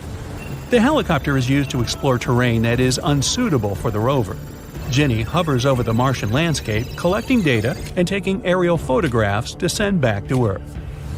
Ginny is powered by solar panels above the rotor blades. A big concern for scientists was that the panels would get covered in thick coatings of Martian dust and leave the helicopter powerless. Luckily, airflow from the blades actually self-cleans Ginny's solar panels. Inside her mechanisms, Ginny carries a small postage stamp-sized piece of fabric from the Wright brothers' historic 1903 flying airplane. This is a loving tribute to the original pioneers of aviation. The Curiosity rover first landed on Mars back in 2012 and has been roaming the red planet for over 12 years. Curiosity wasn't designed to detect life as Perseverance was, but instead to determine if Mars had any of the necessary elements that could sustain life. This includes things such as liquid water, carbon, energy sources. Curiosity found a site scientists called Yellowknife Bay. This site once contained an ancient lake. The rover discovered minerals left behind from the waters, showing that the lake water was not too acidic or too salty. It would have had a balanced pH. Carbon, nitrogen, and other elements that could potentially support life were all found within the crater of the ancient lake. And most important of all, Curiosity found potential sources of energy for microbial life. So maybe there could be existing life on Mars after all. Curiosity made history by being the first Mars rover to witness and measure a planetary-wide dust storm. Just like on Earth, wind constantly blows on Mars, grinding away at the geology. This creates lots of dust, which eventually gets whipped up into large clouds. The dust clouds absorb sunlight and heat up, making the winds more intense. Without any rain or oceans, every few years the clouds grow so large that they wrap around the entire planet and create a giant dust storm. In 2018, Curiosity witnessed one of these great storms from the Martian surface. It noted that sunlight on the planet decreased by 97%, and many large sand dunes were left behind. Curiosity has spent more than a decade measuring the radiation environment on Mars. This allows scientists to work out if humans could safely visit the red planet without turning radioactive. So far, the news is encouraging, and the Mars radiation levels are comparable to those experienced by astronauts aboard the International Space Station. This means that astronauts could endure a long-term round trip without having to worry about radiation too much. Mars is home to the largest volcano in the solar system, Olympus Mons. This giant volcano is 14 miles high. That's about 2.5 times the size of Mount Everest. The volcano was formed millions of years ago, a time when Mars was filled with countless volcanoes, spewing molten lava across the planet's surface. Olympus Mons is a shield volcano, so rather than violently spewing lava and flames up into the air, lava would flow slowly down the sides of the volcano. This gives it its low, squat appearance and an average slope of only 5%. At only a few million years old, Olympus Mons is still a fairly young volcano. Because of this, scientists believe that it could potentially still be active, so maybe it could erupt at some point in the future. The Curiosity rover doesn't just eye up the local geology, it also takes a note of what's happening in the sky. In March 2021, it captured these shimmering iridescent colors in the sky, named mother-of-pearl clouds. This colorful display occurs when all the cloud particles are nearly identical in size. It usually happens shortly after the clouds have formed. When we think of Mars, we often imagine a barren wasteland, a place devoid of life and color. Just a big, lonely, rusty rock hurtling through space. For a long time, scientists believed that Mars was indeed a red planet. You see, Mars has a special talent. When it's far away from us, it appears as a tiny twinkling red dot in the night sky, like a glowing ember in a sea of stars. But as it gets closer to Earth, it becomes more visible, so its reddish hue becomes more apparent. This phenomenon has captured the imaginations of people throughout history, leading to countless speculations and myths about the nature of Mars. Astronomers, of course, noticed it too. They believed that the color was due to vast deserts covered in iron oxide or rust. That's why we started calling Mars the Red Planet. When the space age started, NASA and other space agencies started sending missions to Mars. Early orbiter images also showed Mars with a reddish hue. This idea was further popularized by countless movies, books, and TV shows. They all showed us this dramatic picture of Mars as a desolate, harsh world with nothing but endless deserts and towering red cliffs. However, as technology advanced, we started sending orbiters, landers, and rovers on Mars. Spirit, Opportunity, and Curiosity, and many others. They all are our interplanetary detectives. Orbiters as Mars' all-seeing eyes in the sky. These spacecraft orbit around Mars and capture stunning images from high above. Like a cosmic paparazzi, they try to reveal all Mars' hidden secrets. But orbiters can only reveal so much. That's where landers and rovers come in. Mars ground explorers. These robotic adventurers hang around on Martian highways and byways. They try their best to study Martian rocks, soils, and atmosphere. And thanks to them, we finally found out the truth. Turns out, Mars is a world of contrasts and a rich palette. Imagine standing on the surface of Mars. Instead of a sea of monotonous red sands, you'll be greeted by a breathtaking tapestry of colors. As you look around, you might see sand dunes that resemble a scrumptious butterscotch dessert, with their warm caramel hues stretching across the landscape. You come across valleys and plains that glisten with a golden glow, as if Mars has hidden nuggets of precious metal just beneath its surface, waiting to be discovered by intrepid space prospectors. Moving on, you stumble upon areas with a brown and tan color palette that resembles a Martian safari, with shades reminiscent of the African savanna. All that's missing is some unique Martian wildlife. And in some regions, you might even catch a glimpse of a slight greenish hue that adds a touch of mystery to the landscape. These green colors indicate the presence of minerals on the planet. All these colors reveal Mars's exciting geologic history. They're the results of various minerals and chemical compounds. There are things such as olivine, sulfates, and clays that create this visual feast for the eyes. And, by the way, our idea of Mars as a boring desert is also a myth. Actually, its landscapes are shaped by ancient river channels, volcanoes, impact craters, and shifting sands. However, there's also some unpleasant addition to all these beauties. The thing is, humans have already managed to leave their mark on Mars, even though we haven't even visited it yet. Yep, we've already turned the Red Planet into a celestial landfill. But to be honest, it was inevitable. Imagine rovers and landers zipping across Mars, conducting scientific experiments. Of course, they would leave behind a trail of debris. Discarded spacecraft parts, deflated airbags, and other leftovers. Now the planet isn't really barren, is it? Well, at least it will become a treasure trove for archaeologists of the future. But it also serves as a cautionary tale. We need to remember to stay responsible during our space exploration. So, now we know that the real Mars is a vibrant world of surprises. But this isn't the only cosmic body in the solar system that turned out to be cooler than we thought. Remember Pluto? That guy who was once known as the 9th planet in our solar system? And now we consider it one of the dwarf planets, So the latest research has revealed to us very interesting things about this fella. Pluto is often depicted as a tiny, frozen world covered in ice, like a cosmic popsicle. But when the New Horizons spacecraft zoomed past Pluto in 2015, it revealed the true appearance of this planet. From a distance, Pluto appears to be a mix of reddish-brown and charcoal black, like it's wearing a stylish outfit for a formal cosmic event. But as you get closer, you'd start to notice a breathtaking array of colors. Imagine standing on a frozen plain that glistens like a diamond, with patches of crimson red that look like they were painted by a Martian artist with a flair for drama. Nearby, you might spot patches of charcoal black, giving the landscape a moody and mysterious vibe. As you continue your exploration, you might come across regions that are a stunning blend of orange, yellow, and white.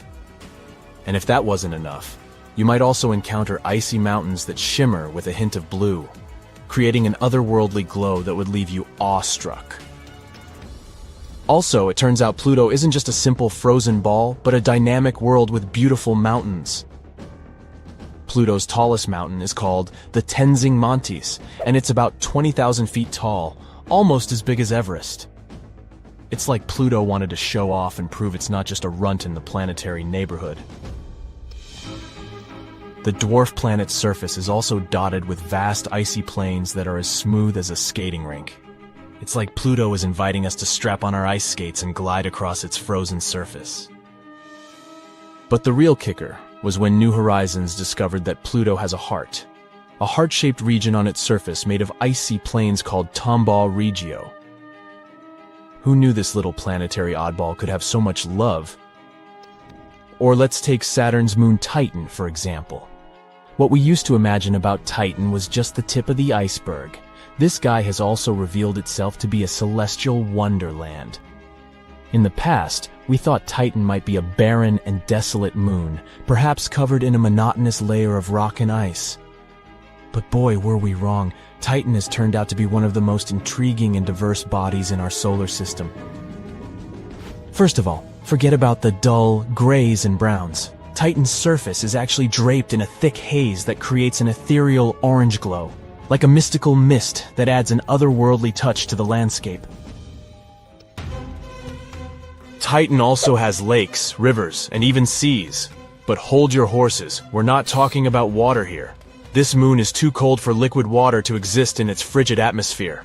Instead, its lakes and seas are filled with liquid hydrocarbons, like ethane and methane, which act as the main liquid on this moon. Imagine standing on the shores of a lake, looking out at the liquid methane gently lapping against the rocky coastline, with a hazy orange sky above. It's like a surreal blend of Earth and extraterrestrial worlds, all rolled into one. And finally, Jupiter, the largest planet in our solar system. It has often been depicted as a vibrant orange planet with swirling red and brown bands. However, in reality, Jupiter's atmosphere isn't orange. It's rather dominated by shades of red, orange, brown, and white. NASA's Juno mission has provided us with stunning images of this planet. In these photos, we can see cloud patterns, massive storms, and a complex system of belts on Jupiter. Turns out, it's more breathtaking and diverse than we had imagined. So there you have it, space explorers. Seems like our imaginations can be way off when it comes to the breathtaking beauty and diversity of the cosmos. So the next time you gaze up at the night sky and imagine what those distant worlds might look like, remember that reality can be even more astonishing than our wildest dreams. The soil beneath your feet is red and dry. The place is freezing cold. Rusty-colored dust is floating in the air. You make one step, then another. It's hard to move because of the thick layer of dust your feet are sinking into. You're on Mars, and you've come here after hearing some absolutely incredible news. These days, the so-called red planet indeed looks dry and dusty. But scientists think that this world might have been very different a long, long time ago. They have found some evidence of a huge ocean that could have existed on the surface of Mars about 3.5 billion years ago. and this ocean probably covered hundreds of thousands of square miles.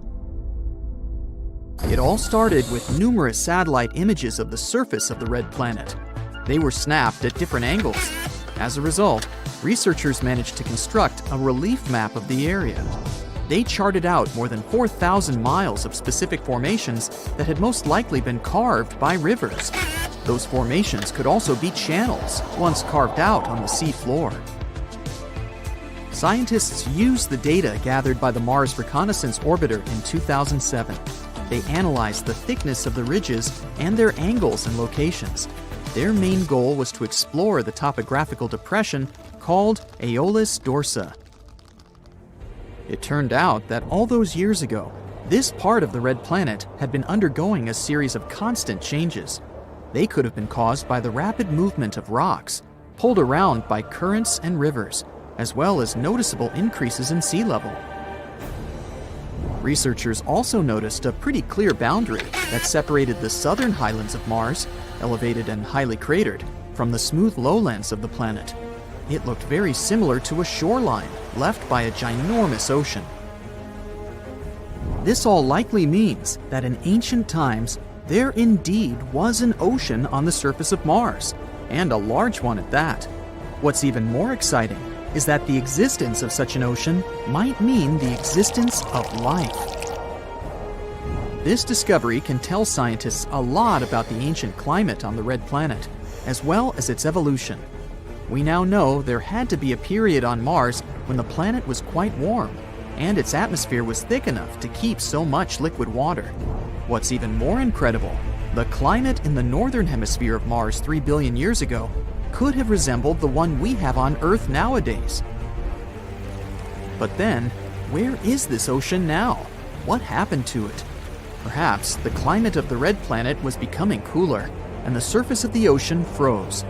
There's a theory claiming that these days, the ocean remains in its frozen state, deep under a layer of rock, debris, and dust under a northern plain called Vasticus Borealis.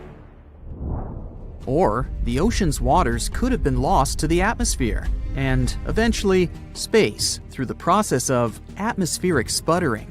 During this process, atoms get knocked away from the atmosphere after colliding with high-energy particles coming from the sun. Anyway, the theory of an ocean that once covered a substantial part of Mars's northern hemisphere hasn't been confirmed yet. Scientists are still arguing about its existence. As for now, Mars is a very cold world with an average temperature of -80 degrees Fahrenheit. The planet's surface is rocky. It's covered with dry lake beds, craters, volcanoes, and canyons. The ocean that might have existed on Mars isn't the only awesome thing about this planet. Let's speak about those sandstorms raging on the red planet. In movies, they're depicted as incredibly powerful forces of nature, destroying astronauts' camps and tearing their spaceships into pieces. But how much of it is true? Mars is indeed infamous for producing dust storms so massive they can be seen by telescopes on Earth. They sometimes cover continent-sized areas and can last for weeks at a time. But besides them, there are much rarer storms that occur once in 3 Mars years, which is about 5.5 Earth years. Such storms are larger and much more intense than regular ones. They encircle the entire planet. That's why scientists call them global dust storms. At the same time, it's unlikely that even a global dust storm could cause serious harm to astronauts or their equipment. Even though Martian storms are massive, the wind speed reaches 60 miles per hour tops. That's less than half the speed of most hurricane-force winds on Earth. Plus, this comparison of wind speeds can be kind of misleading. The atmosphere on Mars is just 1% or so as dense as the atmosphere on our planet. It means that the wind there needs to blow much faster to cause any damage, or even fly a kite. Now let's move to the next amazing phenomenon spotted on the red planet. When you look at it from a distance, it looks like an eye. There are even some winding channels that look like veins running through the eyeball. But the closer you get, the less the formation looks like an actual eye. It's actually a giant crater, almost 19 miles in diameter. Around the crater, which looks as if it has a pupil, there are other, even bigger craters. They likely formed billions of years ago. That's when Mars had to withstand multiple attacks of space rocks. But why is the eye crater darker than the surrounding landscape? Scientists think that once, water filled the ginormous pit. Remember those channels? They were likely carrying that water. And since the crater was filled with water, it stopped some substances and minerals from eroding away. Your next destination is Valles Marineris. That's an enormous canyon, or rather, a canyon system, that runs along Mars's equator. It stretches for more than 2,500 miles. It's also 4 times as deep as the famous Grand Canyon on Earth. The thing is so huge, it could span the entire continental United States, from the Pacific to the Atlantic Ocean. Most scientists think that Valles Marineris is a huge tectonic crack in the crust of the red planet. It could have formed when the planet was cooling down in the distant past. Another breathtaking sight on Mars is the largest shield volcano in the entire solar system, Olympus Mons. It's more than 370 miles in diameter, which means it's almost the same size as the state of Arizona. The mountain is also 16 miles high and rimmed by incredibly tall cliffs. To imagine the sheer size of the volcano, let's make some comparisons. The largest volcano on Earth is Mauna Loa, around 2.6 miles high and 75 miles across, which actually sounds pretty impressive. But the volume of Olympus Mons is around 100 times larger than that of Mauna Loa. The Martian giant could swallow the whole chain of Hawaiian Islands, from Kauai to Hawaii. Scientists have been wondering for quite some time why this volcano is so large. It might be the result of lower surface gravity and higher eruption rates. Or the reason may be the red planet's crust, which is very different from Earth's. On our planet, the crust is made up of 15 to 20 moving tectonic plates. As plates move over hotspots that produce lava, new volcanoes form, and the already existing ones become extinct. That's why lava can get to the surface through many vents. But on Mars, the crust isn't broken into the same tectonic plates as on Earth, and the lava has nothing to do but pile in one very, very large volcano. Now, if you visited Mars and decided to go on an evening stroll, you'd witness a strange phenomenon. It occurs on the red planet after sunset, when temperatures fall below -80 degrees Fahrenheit. A bizarre, mysterious glow spreads across the Martian sky. Unfortunately, without special equipment, you wouldn't be able to observe this soft glow. Visible only in ultraviolet light, this night glow is the result of chemical reactions that occur dozens of miles above the surface of the red planet. So imagine being one of the first people sent to explore Mars. As you're approaching the red planet, something strange and creepy draws your attention. There, yes, right there. Doesn't it look like a mammoth bear's head? What or who could possibly create a bear's snout in the middle of a crater? Unfortunately, or should I say luckily, there's nothing mysterious about the bear's head. It's just a facial pareidolia. That's a tendency to see facial features in everyday things. But speaking about the finding on Mars, should we rename the phenomenon into Bearidolia? You could see that coming, couldn't you? Alright, check it out. You see a V-shaped hill that looks like a nose. Then there are 2 craters that look like eyes. And then there's a circular fracture pattern, the head, that surrounds the nose and the eyes. Experts think that the face could be created when a deposit was settling over a buried impact crater, and the nose might be a mud or volcanic vent with solidified lava or mud flows around it. Anyway, the crater does look like a bear's face, I'll give you that. But thanks to HiRISE, the Mars Reconnaissance Orbiter's high-resolution imaging science experiment camera, another of NASA's amazing acronyms, we've seen many other crazy craters on the red planet, like smiley faces, a bird, or an elephant.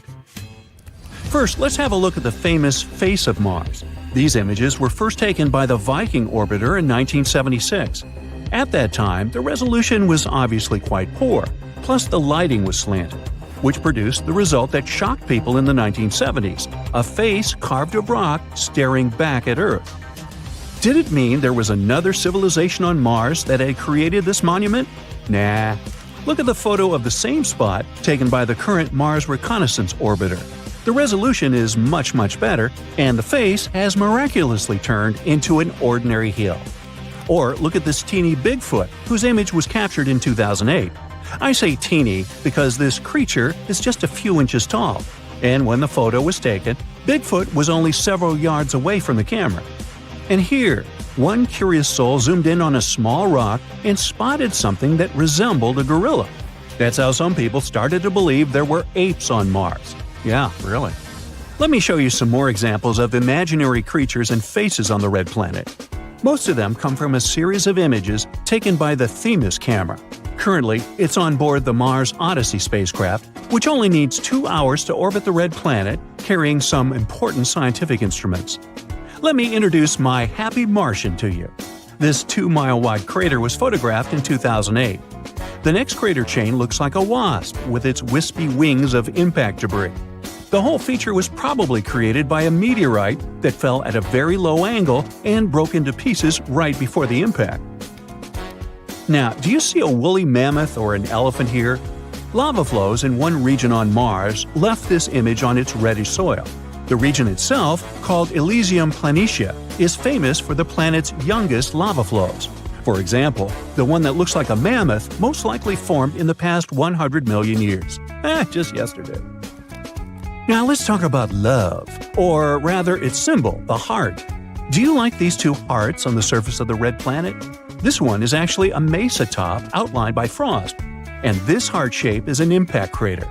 The hit tore away dark surface material and exposed lighter soil underneath. Then some of the material probably flew downslope, creating the heart.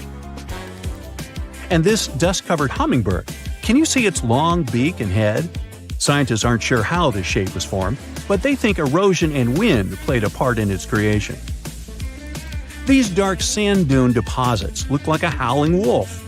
And here, can you see a series of interlocking gears? This image looks like the letter T, right? The right angle fracture was created by the tectonic stretching of the Martian crust. Do you think we might find other letters of the alphabet on Mars too? Why not? And now, how about another bizarre thing astronomers noticed on the surface of Mars? Is that a door to someone's house? It was NASA's Curiosity rover that sent this image to Earth. It became viral because this formation over here, see, looks like a door. Unfortunately, scientists, due to their rational minds, were quick to disappoint us. They claimed that it was just a natural part of the Martian landscape. There were several clues that made them think it wasn't a real door. For example, the opening is tiny, a mere 3 feet high. They're sure that what looks like a door is actually an opening in a rock created by natural forces, like winds and erosion. If you look at the rock closely, you may notice strata. Those are layers of silt that stand out because they're harder than the surrounding material. These strata dip here on the left and a bit higher on the right. They likely appeared around 4 billion years ago in a river or a wind-blown dune. Since the strata became visible, powerful Martian winds have eroded them even more. And look at this. See those cracks? That's how rocks weather on the red planet. This small cave probably formed when several fractures crossed the strata. A pretty large boulder might have fallen out under its own weight, and this created the door-shaped opening.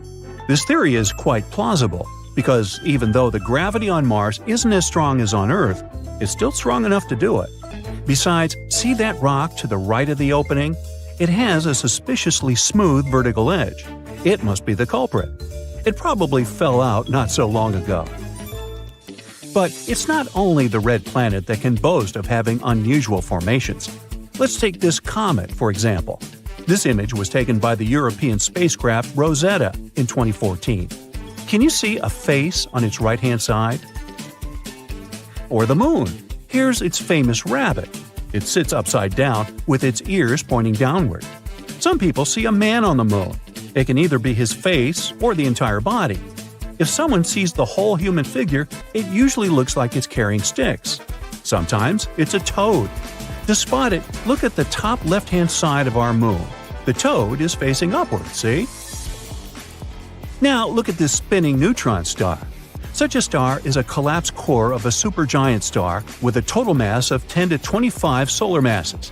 Except for black holes and some hypothetical objects, like quark stars or white holes, neutron stars are the densest and smallest known stellar objects. Anyway, back to this particular star. As you can see, this space object, located 17,000 light-years away from Earth, is surrounded by a cloud of energetic particles. And this image, taken by NASA's Chandra X-ray Observatory, appeared in 2009 and became viral in no time. All because many people spotted a hand-like structure among all that space stuff. NASA explained that the star was spinning incredibly fast, spewing energy into the space surrounding it. This created intriguing and complex structures, like the large cosmic hand so many people see. Now look at the Horsehead Nebula in the constellation Orion. This is a freezing cold and dark cloud of dust and gas that was first noted in 1888. This dark shadowing is created by dust, and at the base of the nebula, there are many bright spots. Those are young stars at the stage of formation. Pay attention to this extremely bright star in the top left side of the Horsehead. Its radiation is so powerful that the star is starting to erode the cloud around itself.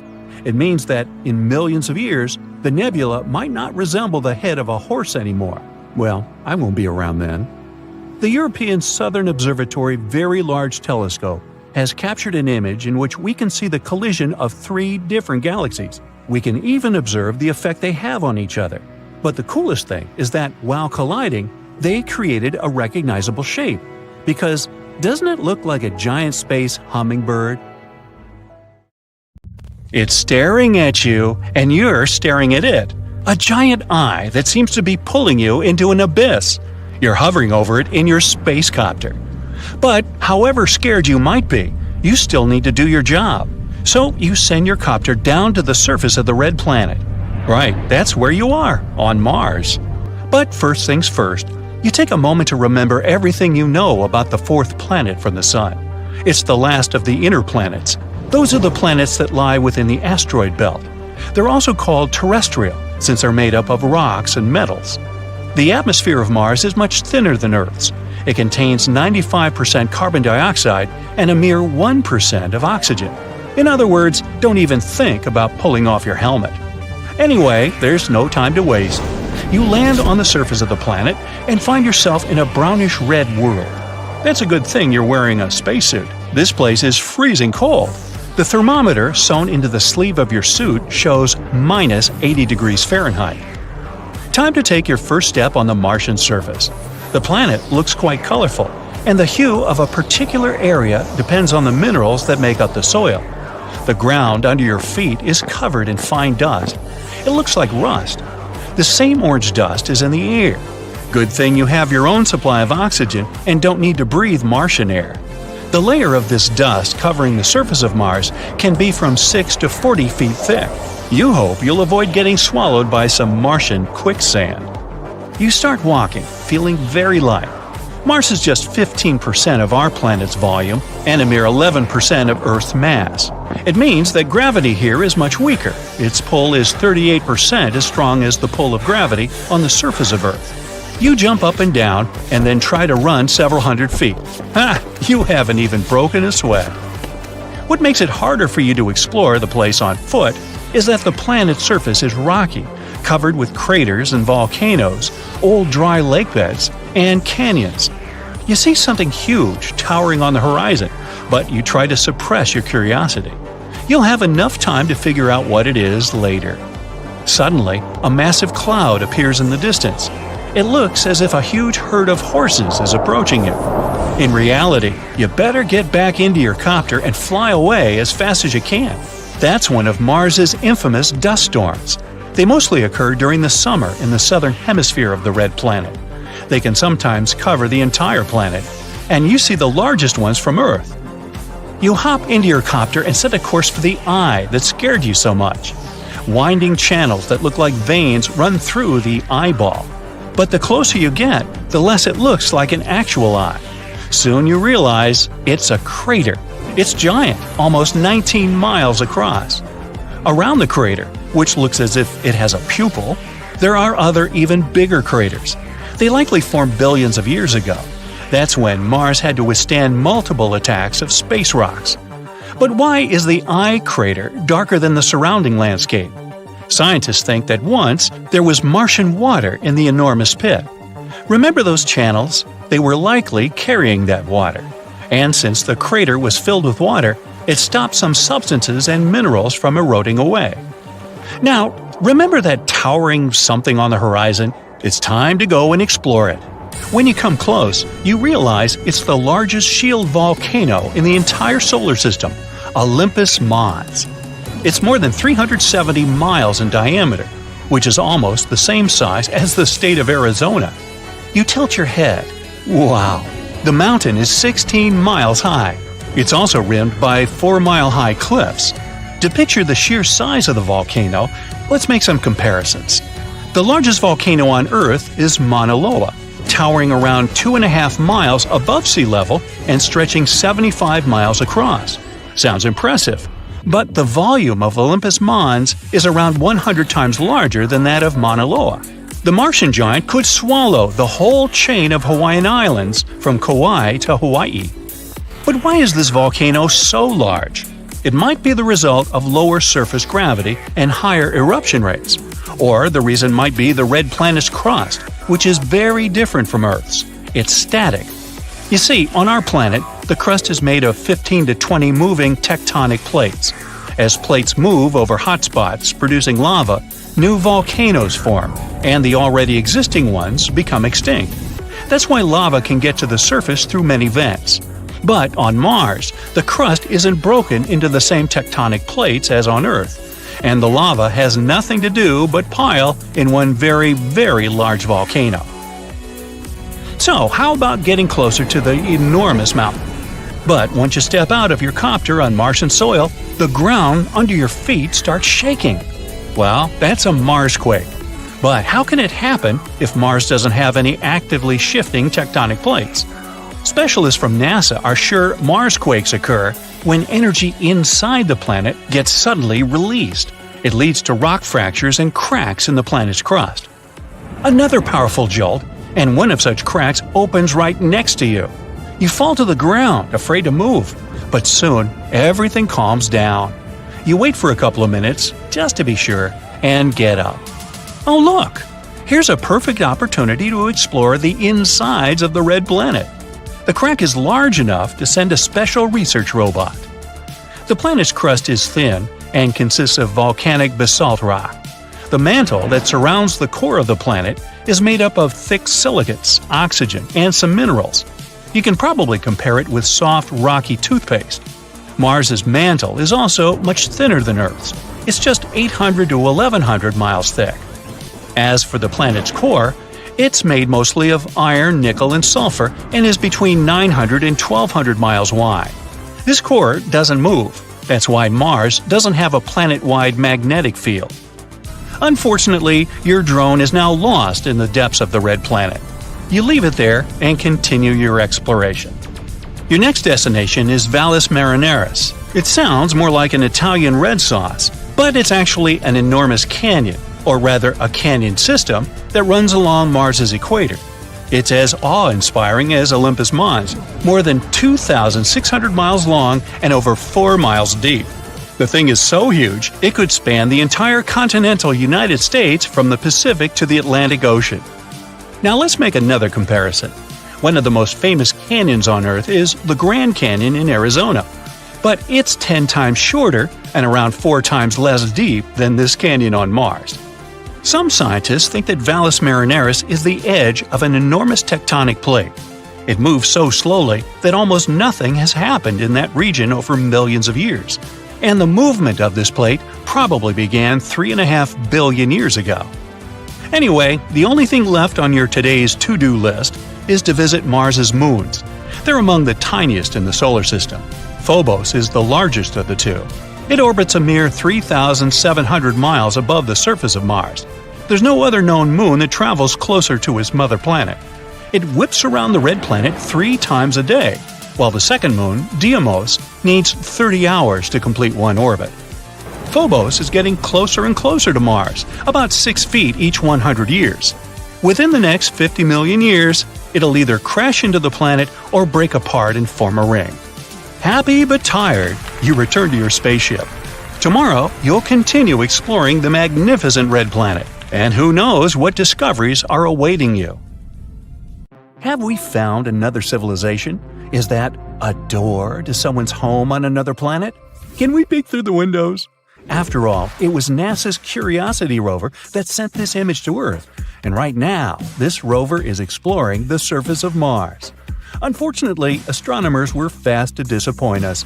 They claimed that it was just a natural part of the Martian landscape. There are several clues that made them think it wasn't a real door. For example, it's tiny, a mere 3 feet high. But it might simply mean the Martians aren't that tall, you may object. But scientists keep insisting that what looks like a door is actually an opening in a rock created by natural forces, like winds and erosion. The thing is, if you look at the rock attentively, you may notice strata, the layers of silt that stand out because they're harder than the surrounding material. These strata dip here on the left and a bit higher on the right. They likely appeared around 4 billion years ago in a river or a wind-blown dune. Since the strata became visible, powerful Martian winds have eroded them even more, and now you can see that they disappear inside the door. And look at this. See those cracks? Yeah, those. That's how rocks weather on the red planet. This small cave probably formed when several fractures crossed the strata. A pretty large boulder might have fallen out under its own weight, and this created the door-shaped opening. Now, this theory is quite plausible, because even though the gravity on Mars isn't as strong as on Earth, it's still strong enough to do it. Besides, see that rock to the right of the opening? It has a suspiciously smooth vertical edge. It must be the culprit. It probably fell out not so long ago, and Martian winds haven't got rid of it yet. And winds on Mars can be exceptionally powerful. This planet is infamous for its intense dust storms. Sometimes they kick up so much dust that you can see it through a telescope on Earth. Such storms occur every year and cover continent-sized areas. They also last for weeks at a time. But besides these annual storms, there are even larger storms that happen much more rarely, but they're more powerful and way more intense. Those are called global dust storms because they encircle the entire planet. But even if you got caught in the most severe storm on Mars, it wouldn't be as terrible as you might think. The wind speed on the worst Martian storms reaches 60 miles an hour tops. Hurricane-force winds on our planet can be twice that speed. You should also keep in mind that the atmosphere on the red planet is 1% as dense as the atmosphere on Earth. That's why, if you decided to fly a kite on Mars, you'd need the wind to be much faster than on Earth. Otherwise, you wouldn't even be able to get the kite in the air. In other words, even though it's quite windy on Mars, it doesn't feel as intense as on our home planet. Oh, by the way, you might have noticed I keep calling Mars the red planet. Why? Look, our neighbor is covered in dust, soil, and rock that is rich in iron oxide. That's what gives the surface of the planet its trademark red hue. And look, there's the trademark. Nah, just kidding. Mars is the fourth planet from the Sun. Not so far away from the star, you might say, and still, it's a cold and deserted world.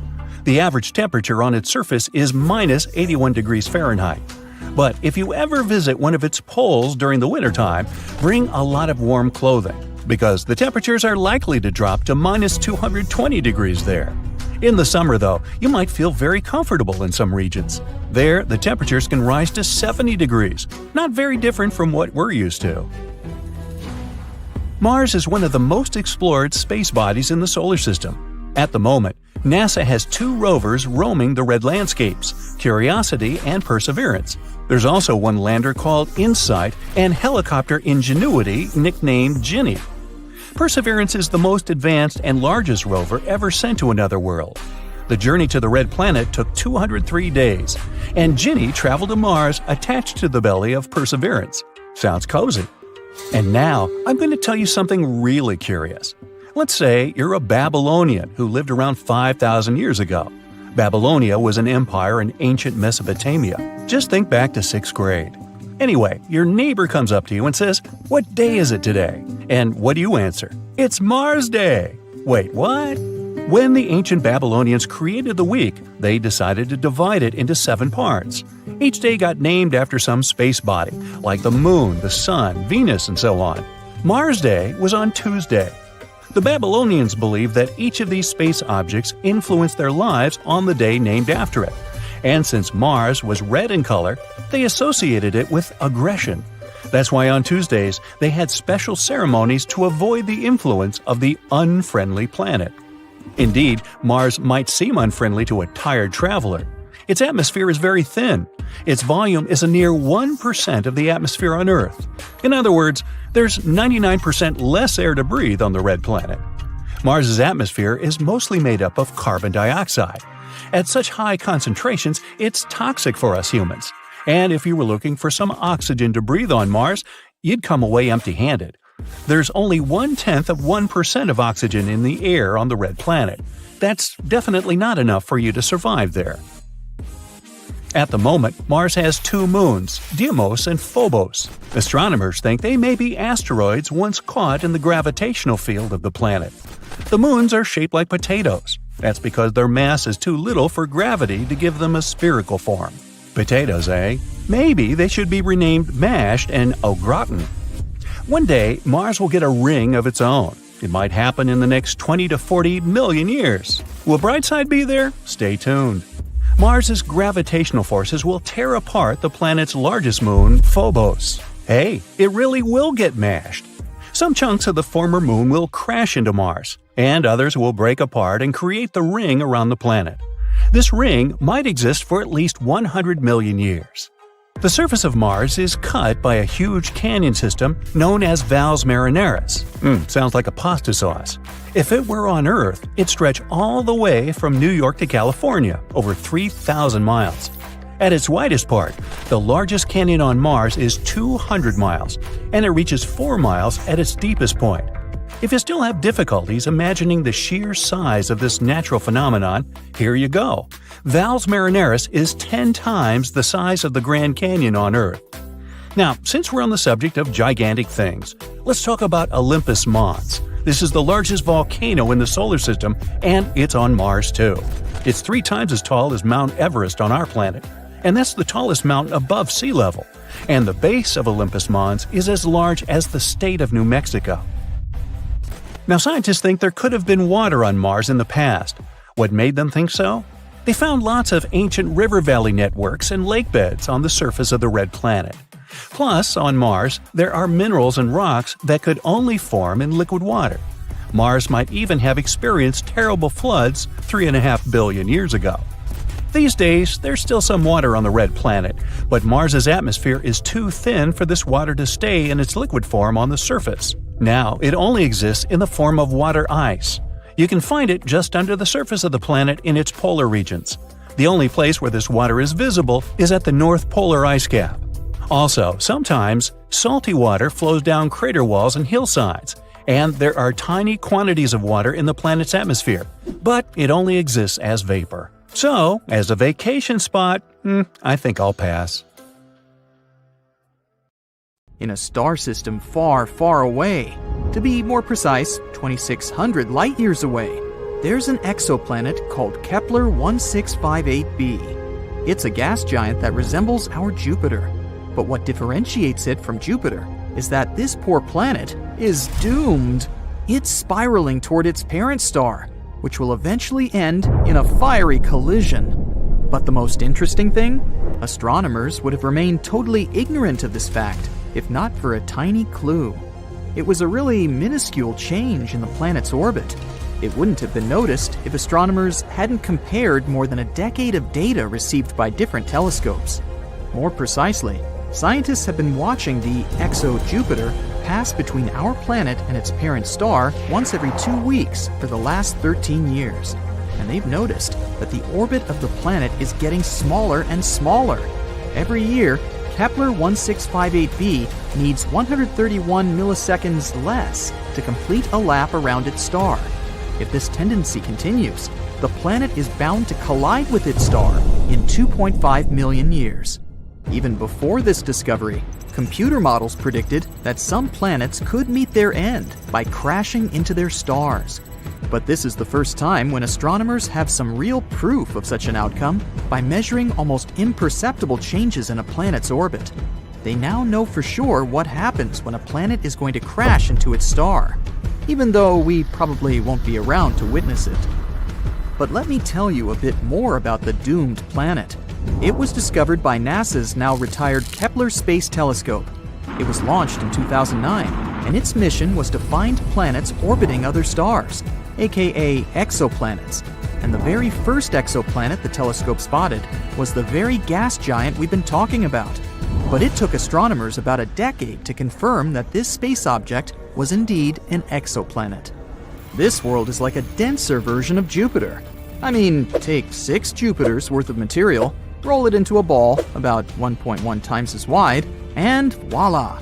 The planet is tidally locked to its parent star, which means that it makes one complete turn every time it finishes a lap around the star. As a result, the same side of the gas giant is always facing the star. It's the same as what happens to the moon. Our natural satellite is tidally locked to Earth. That's why we only see half its surface. Now, what is making the exo-Jupiter fall into its star? The same process that is pushing the moon away from Earth. When a moon orbits a planet, or a planet orbits a star, their gravity forces interact and tug on the other's mass. That's what causes tides on Earth. This tugging releases some energy. It can make an object speed up and slow down. In the first case, a space body will move higher. In the second, it will start moving lower. And this is exactly what's happening to the gas giant. Its parent star is 1.5 times the mass of the Sun. So, no wonder its tidal forces are gradually slowing down the planet's movement, making it fall inward. This all sounds kind of tragic, but this potential collision is by far not the weirdest thing happening in space. Let's look at some others. For example, Betelgeuse, a red giant in the Orion constellation, started to dim in 2019. This confused astronomers. By that time, the star had already swollen to enormous proportions. If it was to replace our Sun, its outer surface would spread far beyond Jupiter's orbit. And then Betelgeuse became dimmer in the fall of 2019. This process continued through February 2020. The changes could be seen with the unaided eye. No wonder, the star's brightness had dipped by 2/3. At that time, astronomers were sure Betelgeuse was about to explode into a supernova. They continued to observe the star, but unexpectedly, it returned to its regular brightness. Thanks to the Hubble Space Telescope, scientists figured out that the star had ejected some of its material, and this partially blocked its light. How about cotton candy exoplanets? Those are particular planets outside of our solar system.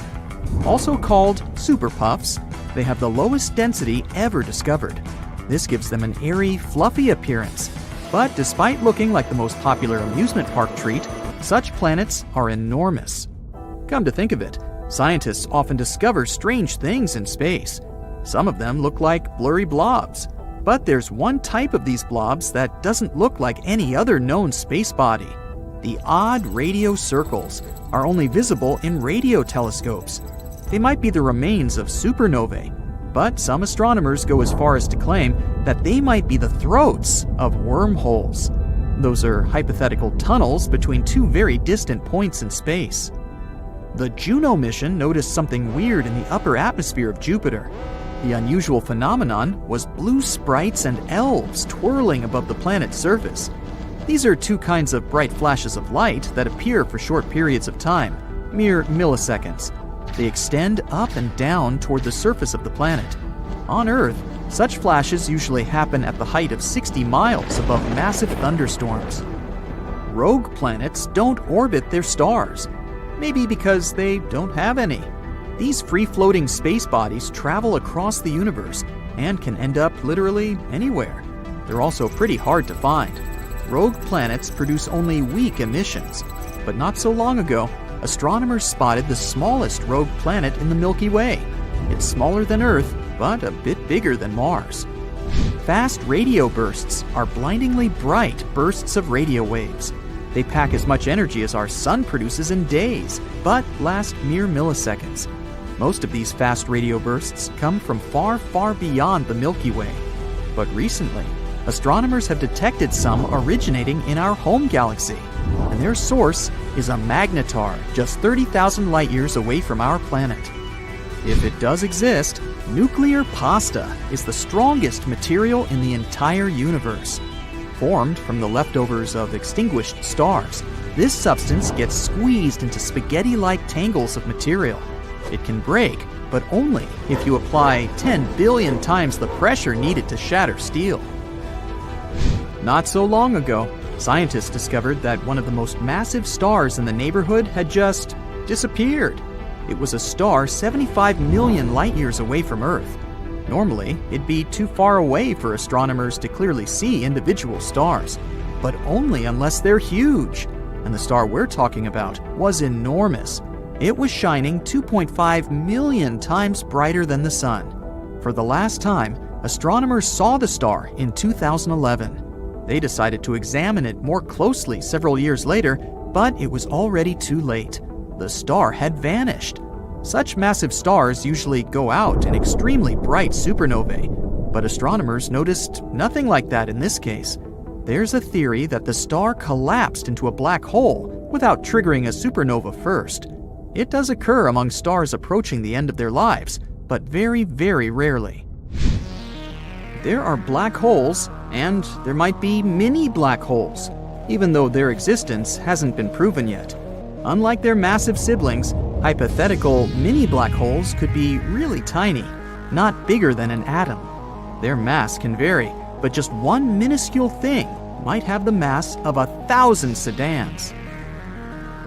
One theory claims that tons of micro black holes could have been created right after the Big Bang and the beginning of the universe. Some scientists even go as far as to say that a couple of mini black holes pass through our planet every day. More than 7,000 light-years away from Earth, there is the Eagle Nebula, a young cluster of stars just 5.5 million years old. The Hubble Space Telescope managed to take an image of several dark silhouettes near the nebula's center. Those are the so-called pillars of creation, an active star-forming region. Look, how cool is that?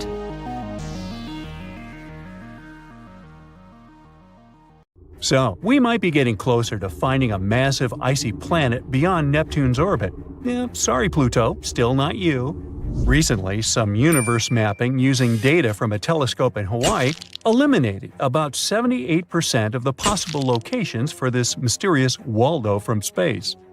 Some people call it Planet 9, while others prefer Planet X. Either way, it's been causing controversy since its existence was first proposed, and that is mainly because no study so far can answer the big question: does it really exist? If discovered, Planet 9 would rank as the 5th largest planet in our solar system, with a mass 10 times that of Earth. It's also theorized to be gaseous, like Uranus. The initial study on Planet 9, dating back to 2016, suggests that this colossal new planet orbits the Sun 29 times farther out than Neptune, which sits at about 2.8 billion miles. As a result, the Planet 9 would take between 10,000 and 20,000 years to complete a single orbit around the Sun. If confirmed, this yet-to-be-understood world would dominate a region larger than any other known planet in our cosmic neighborhood. These are all intriguing hypotheses, but without a single piece of evidence or observation to back them up.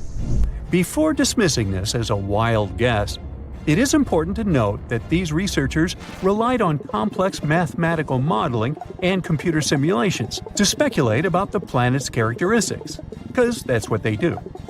The hypothetical presence of this planet would explain various mysterious features located beyond Neptune. We are specifically talking about the Kuiper Belt, a huge donut-shaped region filled with icy debris left over from the formation of the solar system, including comets and dwarf planets like Pluto. What happens is that the 6 farthest objects in the Kuiper Belt exhibit elliptical orbits that are all oriented in a similar direction within physical space and tilted approximately 30 degrees downward relative to the orbital plane of our 8 known planets. What's strange here is that despite their distinct orbital velocities around the solar system, they maintain this alignment. The likelihood of such alignment occurring randomly is extremely low, around 0.007%. So here comes Planet 9, a hypothetical massive celestial body that offers a plausible explanation for this strange phenomenon, potentially exerting gravitational influence to shape these orbits. The initial theory didn't hold up for long, facing accusations of observational bias and calculation errors. Then, in 2017, another study popped up, sparking back the idea that maybe Planet 9 is out there after all. This time, Spanish astronomers tried a novel approach, focusing on observing extreme trans-Neptunian objects. These celestial bodies orbit the Sun in highly stretched elliptical paths, with average distances exceeding 13 billion miles. The research suggests that the distances between these objects' nodes and the Sun might provide clues to Planet 9's location.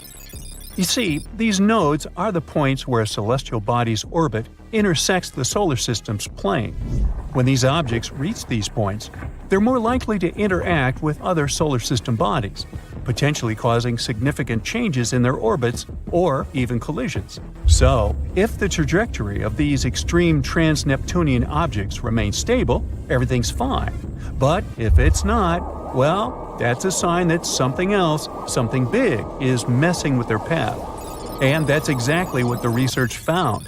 There is something unseen out there, throwing these objects off course. And that something could be a planet chilling at a distance between 300 to 400 times farther from the Sun than Earth. To this day, the study of the extreme trans-Neptunian objects is the strongest evidence we've got for Planet 9's existence. And if you're still not convinced by this theory, know that strange motions like these have led to planetary discoveries before. Neptune, for instance, was spotted because Uranus's motion didn't quite agree with the predictions of Newtonian gravity. But the deflection of its orbit could be explained if it was caused by a pull of an undiscovered planet. And just like that, we discovered Neptune. Now, the year is 2021, and there's all this buzz about Planet 9 again. After correcting some old guesses, studies are now leaning towards the idea that this mystery world follows an epic loop around the Sun every 7,000 years. That is massive news, because it means this planet might be closer than we ever thought, making it easier for our telescopes to spot it. The paper also suggests there is a whopping 99% chance that the funky orbits of these distant objects are all because of this unseen planet, not just some cosmic coincidence. Now, the odds of this whole situation being a fluke are down to a 1 in 250 chance, which is much better than the 1 in 10,000 chance back in 2016.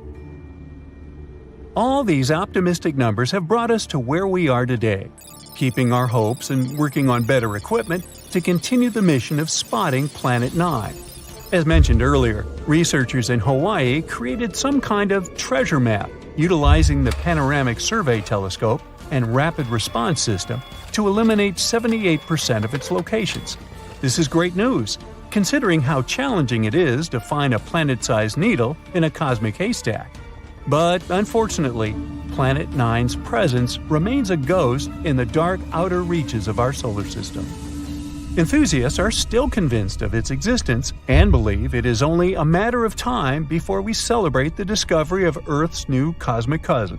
They're putting their hopes on the Vera C. Rubin Observatory, which is currently under construction in Chile and is scheduled to begin science operations in late 2025. Over the course of 10 years, this observatory will scan the entire southern hemisphere sky every few nights with a 27-foot, fast-moving telescope equipped with the largest digital camera in the world. The idea is to catalog everything in the solar system, reaching out to and beyond Neptune, and tracking the movements of millions of celestial objects, including space junk, asteroids, comets, and stars. If Planet 9 is indeed out there, this next-generation telescope could be the one to find it. The existence of this mysterious planet is far from being universally accepted in the scientific community. That is simply because Planet 9 isn't the only explanation for the strange phenomenon occurring beyond Neptune.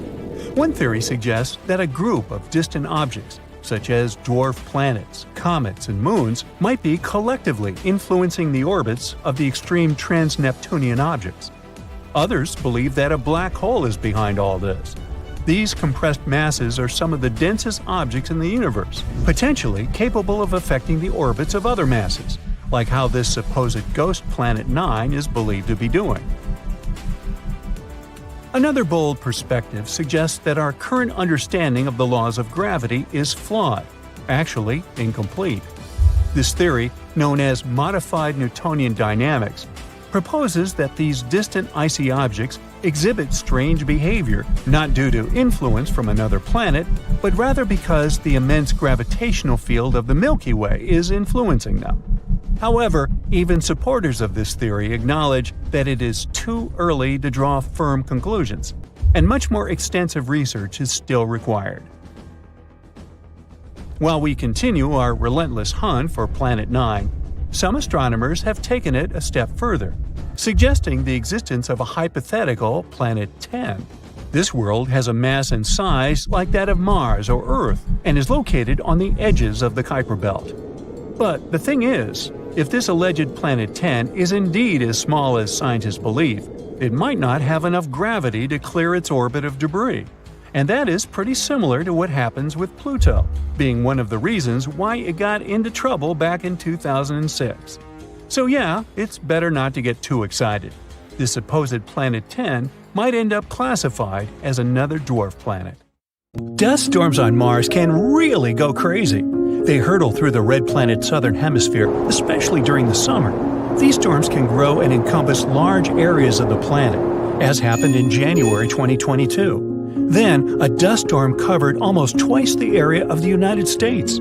Could it be something like this that caused one of the robots we sent to Mars to go missing? The atmosphere and climate are harsh on Mars. It's mostly a desert with strong winds and average temperatures of minus 81 degrees Fahrenheit.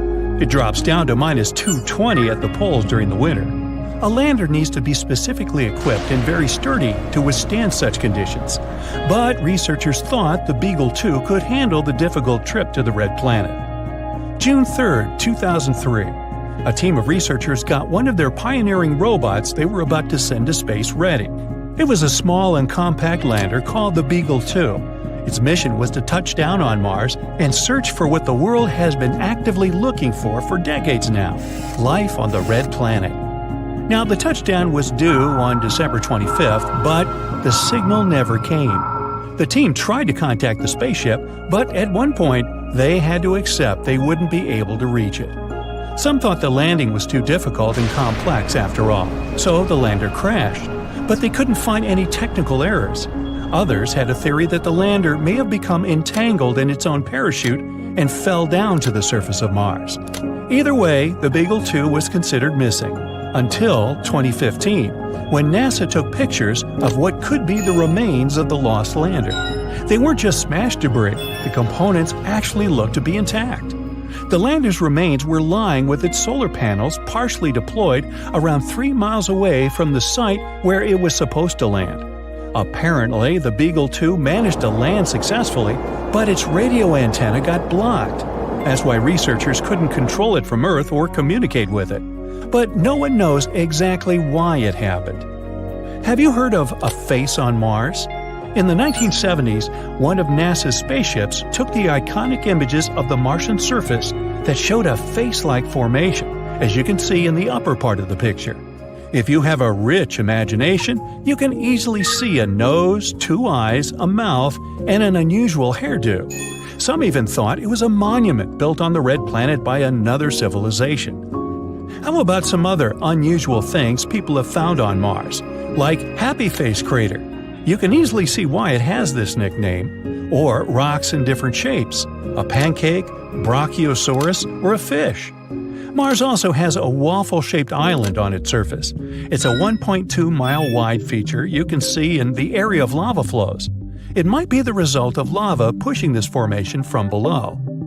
It seems astronomers have also got some images of blue dunes. It's a sea of stunning dark dunes that strong winds sculpted into long lines. They surround the planet's northern polar cap and cover a region as large as Texas. The red planet is usually known for its brown sandy dunes, so these ones certainly came as a surprise. In reality, though, they're not really blue. If you could visit Mars right now just to take a look, you'd see that these dunes appear brown and orange like the rest. And the picture is a false color image. Scientists often use false colors to highlight differences in something. For example, here it's the difference in depth. Also, the biggest valley on Mars is so large it could eat our Grand Canyon for breakfast. It's a fascinating system of canyons 2,500 miles long called Valles Marineris, and it's over 10 times as long as the Grand Canyon. Now, if you could stretch this Martian canyon, it would go from coast to coast of the entire United States. Since Mars doesn't have any active plate tectonics, no one knows for sure how this canyon formed. One theory says a chain of volcanoes located on the other side of Mars, the one that includes Olympus Mons, bent the crust from the opposite side of the planet. This powerful force caused cracks in the Martian crust, as well as activated enormous amounts of water lying under the surface. This water then emerged and carved the rock away. The force activated glaciers too, and they possibly created new pathways in this gigantic canyon system. Volcanoes on the Martian surface could have erupted about 50,000 years ago, although the most powerful eruptions happened 2 to 3 billion years ago. But the planet doesn't have active volcanoes today. Most of the heat stored in its interior during the planet's formation has been lost. So now, Mars's outer crust is way too thick for the molten rock to reach the surface. But a long time ago, eruptions formed giant volcanoes, and these volcanoes most likely had an important role in melting ice deposits, which released floods of water onto the Martian surface.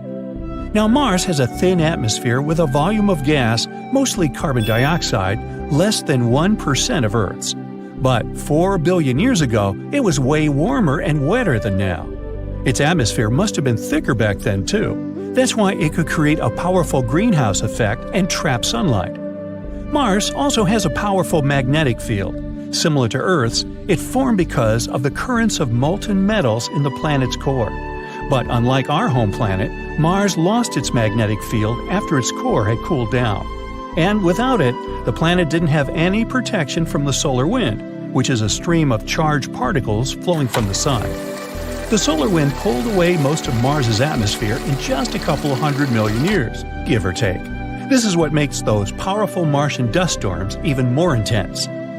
Mars has a fascinating history. Judging by the planet's glaciers, Mars has probably gone through multiple ice ages, just like Earth. A team of researchers got images of about 60,000 Martian rocks. Rocks were different in size and distributed randomly, which means they probably formed during different ice ages. Glaciers hide their own stories too. Who knows what kinds of gases, rocks, or even microbes could be trapped inside? Now, if you could get into a time machine and stop at 4 billion years ago, on Mars of course, the chances are you'd see spectacular scenes of flooding. Maybe there would even be some form of life on the planet's surface. A strong meteorite impact that formed the red planet's Gale crater could be something that triggered that mega flood. After that collision, the temperatures on the planet got insanely hot. This caused the melting of all that ice that was stored on the Martian surface at that time. The flooding was so massive, it changed the geological structure of the planet's surface. It carved out big ripples, as well as waves in the sedimentary rock. Now, speaking of water, vapor has been noticed escaping the atmosphere of Mars. Also, researchers have found some evidence of water flowing on the planet's surface. There are dark streaks in the soil. They seem to get bigger in the summer and shrink over the winter. There are numerous dried-out valleys and river channels on the planet. It's possible that liquid water once flowed there. Now, most of it could be locked up in ice caps or even hidden under the surface. More and more things hint that Mars used to be habitable. Mars is the only planet we know about where only robots live. 5 rovers make up the Martian population. Those are Perseverance, Opportunity, Spirit, Sojourner, and Curiosity. These robots are there to take pictures and samples of soil and air, and maybe even find life on the red planet. And someday, we may reunite with them on Mars. Who knows? Oh, and by the way, if you really could get into a time machine and stop at 4 billion years ago on Mars, then I'd like to buy you lunch and talk about it. My treat.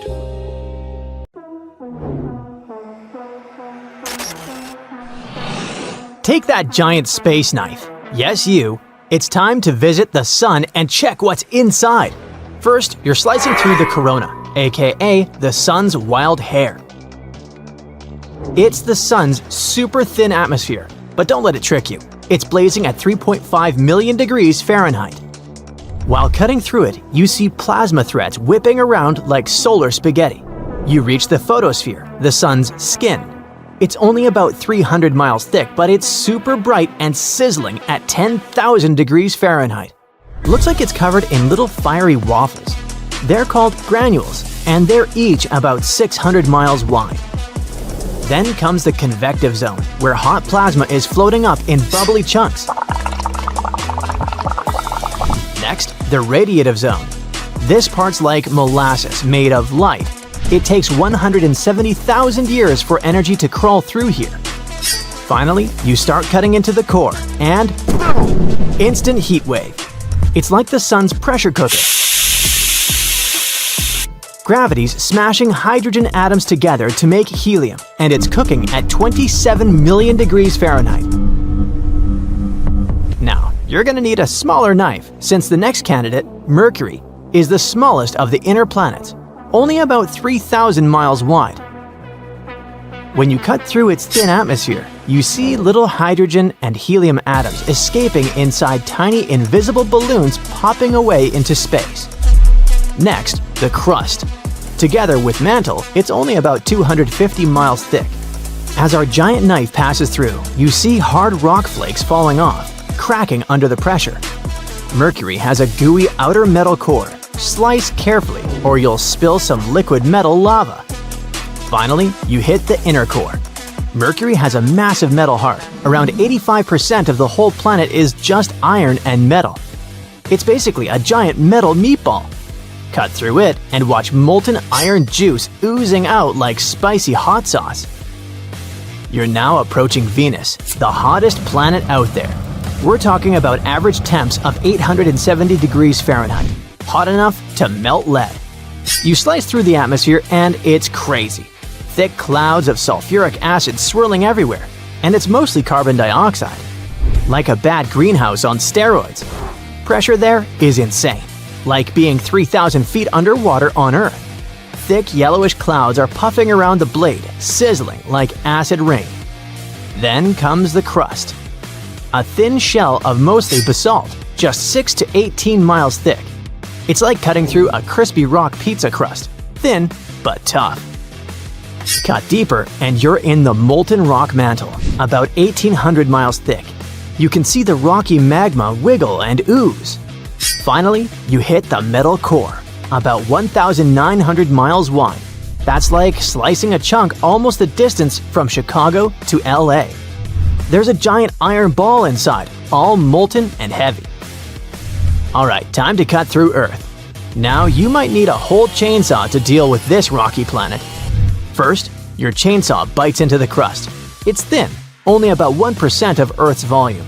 You hear a sharp crack as the brittle rocks snap and crumble. Dust and tiny minerals puff out, and the crust breaks into chunks, like snapping a hard cookie. Next, the blade presses deeper into the mantle. Thick, tough rock that's solid but kinda squishy if you wait long enough. As you slice, the hot rock kind of oozes and bubbles, leaving a warm trail along the blade.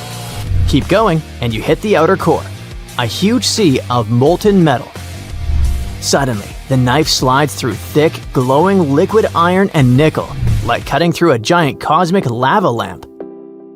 Finally, you smash into the inner core. Solid metal this time, like a glowing steel marble buried deep inside. The blade scrapes across its dense iron-nickel surface with a harsh grind. It's blindingly bright and insanely hot here, hotter than the surface of the sun. and the pressure would squash any real blade flat. Put the chainsaw aside. For the next planet, you'll need something of a more modest size. You're zooming over to Mars, the last of the rocky inner planets. The knife breaks through Mars's crust. It's thin and solid, made of volcanic basalt rock. As the blade cuts in, fine reddish dust, like cosmic talcum powder, puffs up, drifting everywhere. The crust doesn't crack into big plates like Earth's. It's one big solid shell. Next up, the mantle. Think of it like thick, soft, rocky toothpaste. Not totally solid, but not mushy either. The knife slides through it with some resistance, and you see glowing silicate goo in red and orange shades, swirling around the blade. The mantle is thinner than Earth's, only about 800 to 1100 miles thick, so you don't have to wait long to get to the juicy middle. Finally, you hit the core, a metal mix of iron, nickel, and sulfur. Mars's core is molten, but it's cooler and more chill than Earth's. In any case, it's easy to cut through, no effort needed. We're coming close to Jupiter, the biggest dude in the solar system. Jupiter is a gas giant, basically a giant balloon filled with crazy stuff. As you cut it, you don't hit solid ground at first. Instead, it's all thick, swirling gas, mostly hydrogen, around 90%, and helium. It must feel like slicing into super thick whipped cream that never ends. As you go deeper, the gas gets so squished that it turns into a thick liquid. The blade pushes through layers of swirling storms and colorful clouds that whirl around. Keep going, and the gas becomes metallic hydrogen. The knife slices through a glowing, electrified liquid that crackles around the blade, like you're cutting through electric jelly. Finally, somewhere way deep inside, you reach the core, which might be a molten hot ball of liquid or a giant rock heavier than 14 Earths. Nobody's totally sure. But if you could slice through it, the core would be hotter than 43,000 degrees Fahrenheit. A regular blade would melt instantly or be crushed from all that pressure. It would be pretty tricky to cut open the next planet, not because it's too hard or rocky, but because there's basically nothing to cut through.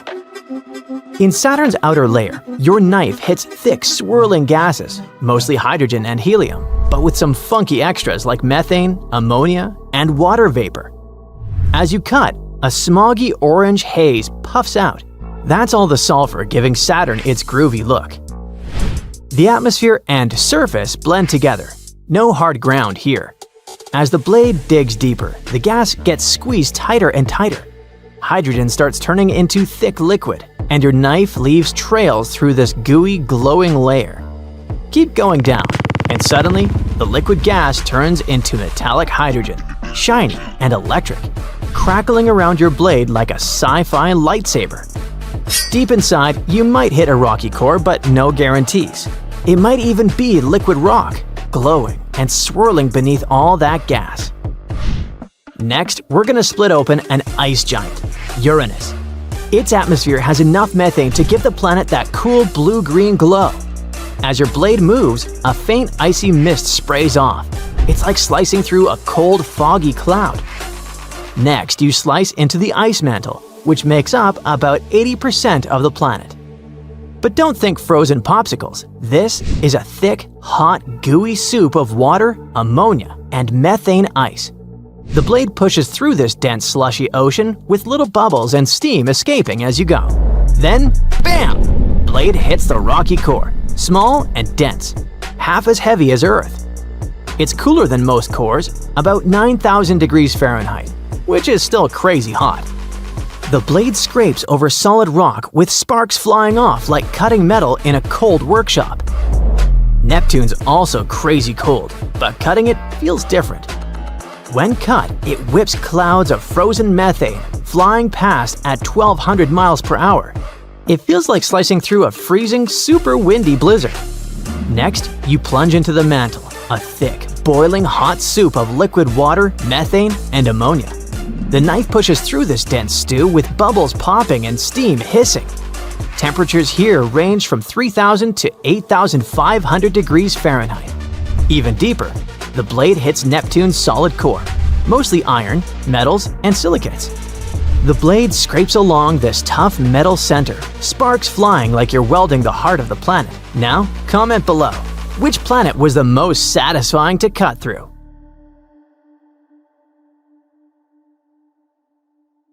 So, Mars has several faces. No, really.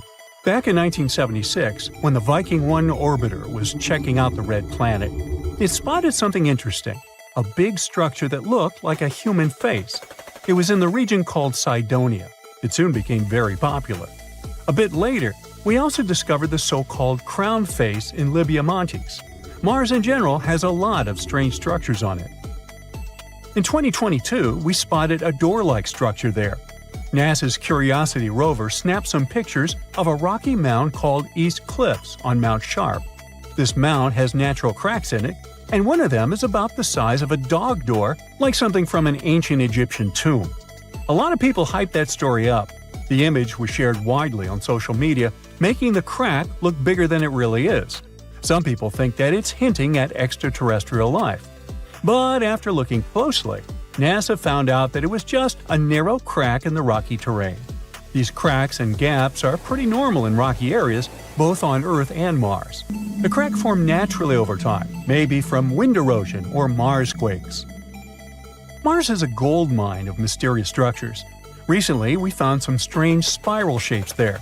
These are giant coils made of lava, and they look like big springs or loops. For years, we weren't sure whether Martian valleys were formed by lava or ice. These lava coils are shedding light on that mystery. Now, thanks to higher-resolution images from NASA's Mars Reconnaissance Orbiter, researchers have spotted 269 lava spirals that can't be explained by ice-related activities. What's fascinating is these lava coils are like the ones we see on Earth, like those formed by Hawaiian lava flows. These spirals are so well preserved that they were easily overlooked before. They range from 16 to almost 100 feet wide and are subtle, blending into the dusty Martian landscape. These coils can teach us a lot about Mars's composition, especially its crust and mantle. We still don't know much about those. But Mars isn't the only planet with strange structures on it. For example, Saturn, the gas giant of our solar system, has a fascinating feature at its north pole, a huge hexagon. This is a hexagon-shaped cloud pattern. It's about 9,000 miles long, making it larger than the diameter of Earth. It's thought to be a jet stream made of gases moving very fast, at about 200 miles per hour. This hexagon was first spotted by the Voyager mission in the 80s, and later seen up close by the Cassini mission in 2006. The Cassini mission noticed a change in its color from blue to golden over time. There are different ideas about why Saturn has this thing. One theory suggests it forms because of the way winds move at different speeds near Saturn's poles. Similar shapes were created in lab experiments when liquids were rotated at different speeds. Another idea suggests that a slow spinning stream of air, along with Saturn's special weather patterns, might be responsible. In 2020, we found that when storms are surrounded by winds swirling in the opposite direction, they can create a steady hexagon shape. So far, this is the most likely explanation. Saturn also got lucky with the bizarre moons. One of them is called Lapidus. This moon has a weird feature, a huge ridge that wraps around its middle like a giant belt. This basically makes it look like a giant walnut. Where's my nutcracker? This ridge is incredibly tall by our standards, around 8 up to 12 miles high and stretching 124 miles wide. It covers more than 3/4 of the moon's surface and is considered the third largest mountain range in the entire solar system. Now, we don't have a clue about how this enormous ridge formed. It's unlike anything seen on other planets or moons. There's one idea, though. The ridge might be the remnants of a dead moon. Let's say billions of years ago, a colossal impact shattered chunks of material off Lapidus. These pieces circled around the moon, forming a mini-moon or sub-satellite. And over time, the gravitational pull of Lapidus tore this mini-moon apart, creating a ring of debris around it. As the debris from this ring fell back onto Lapidus, it built up the massive ridge we see today.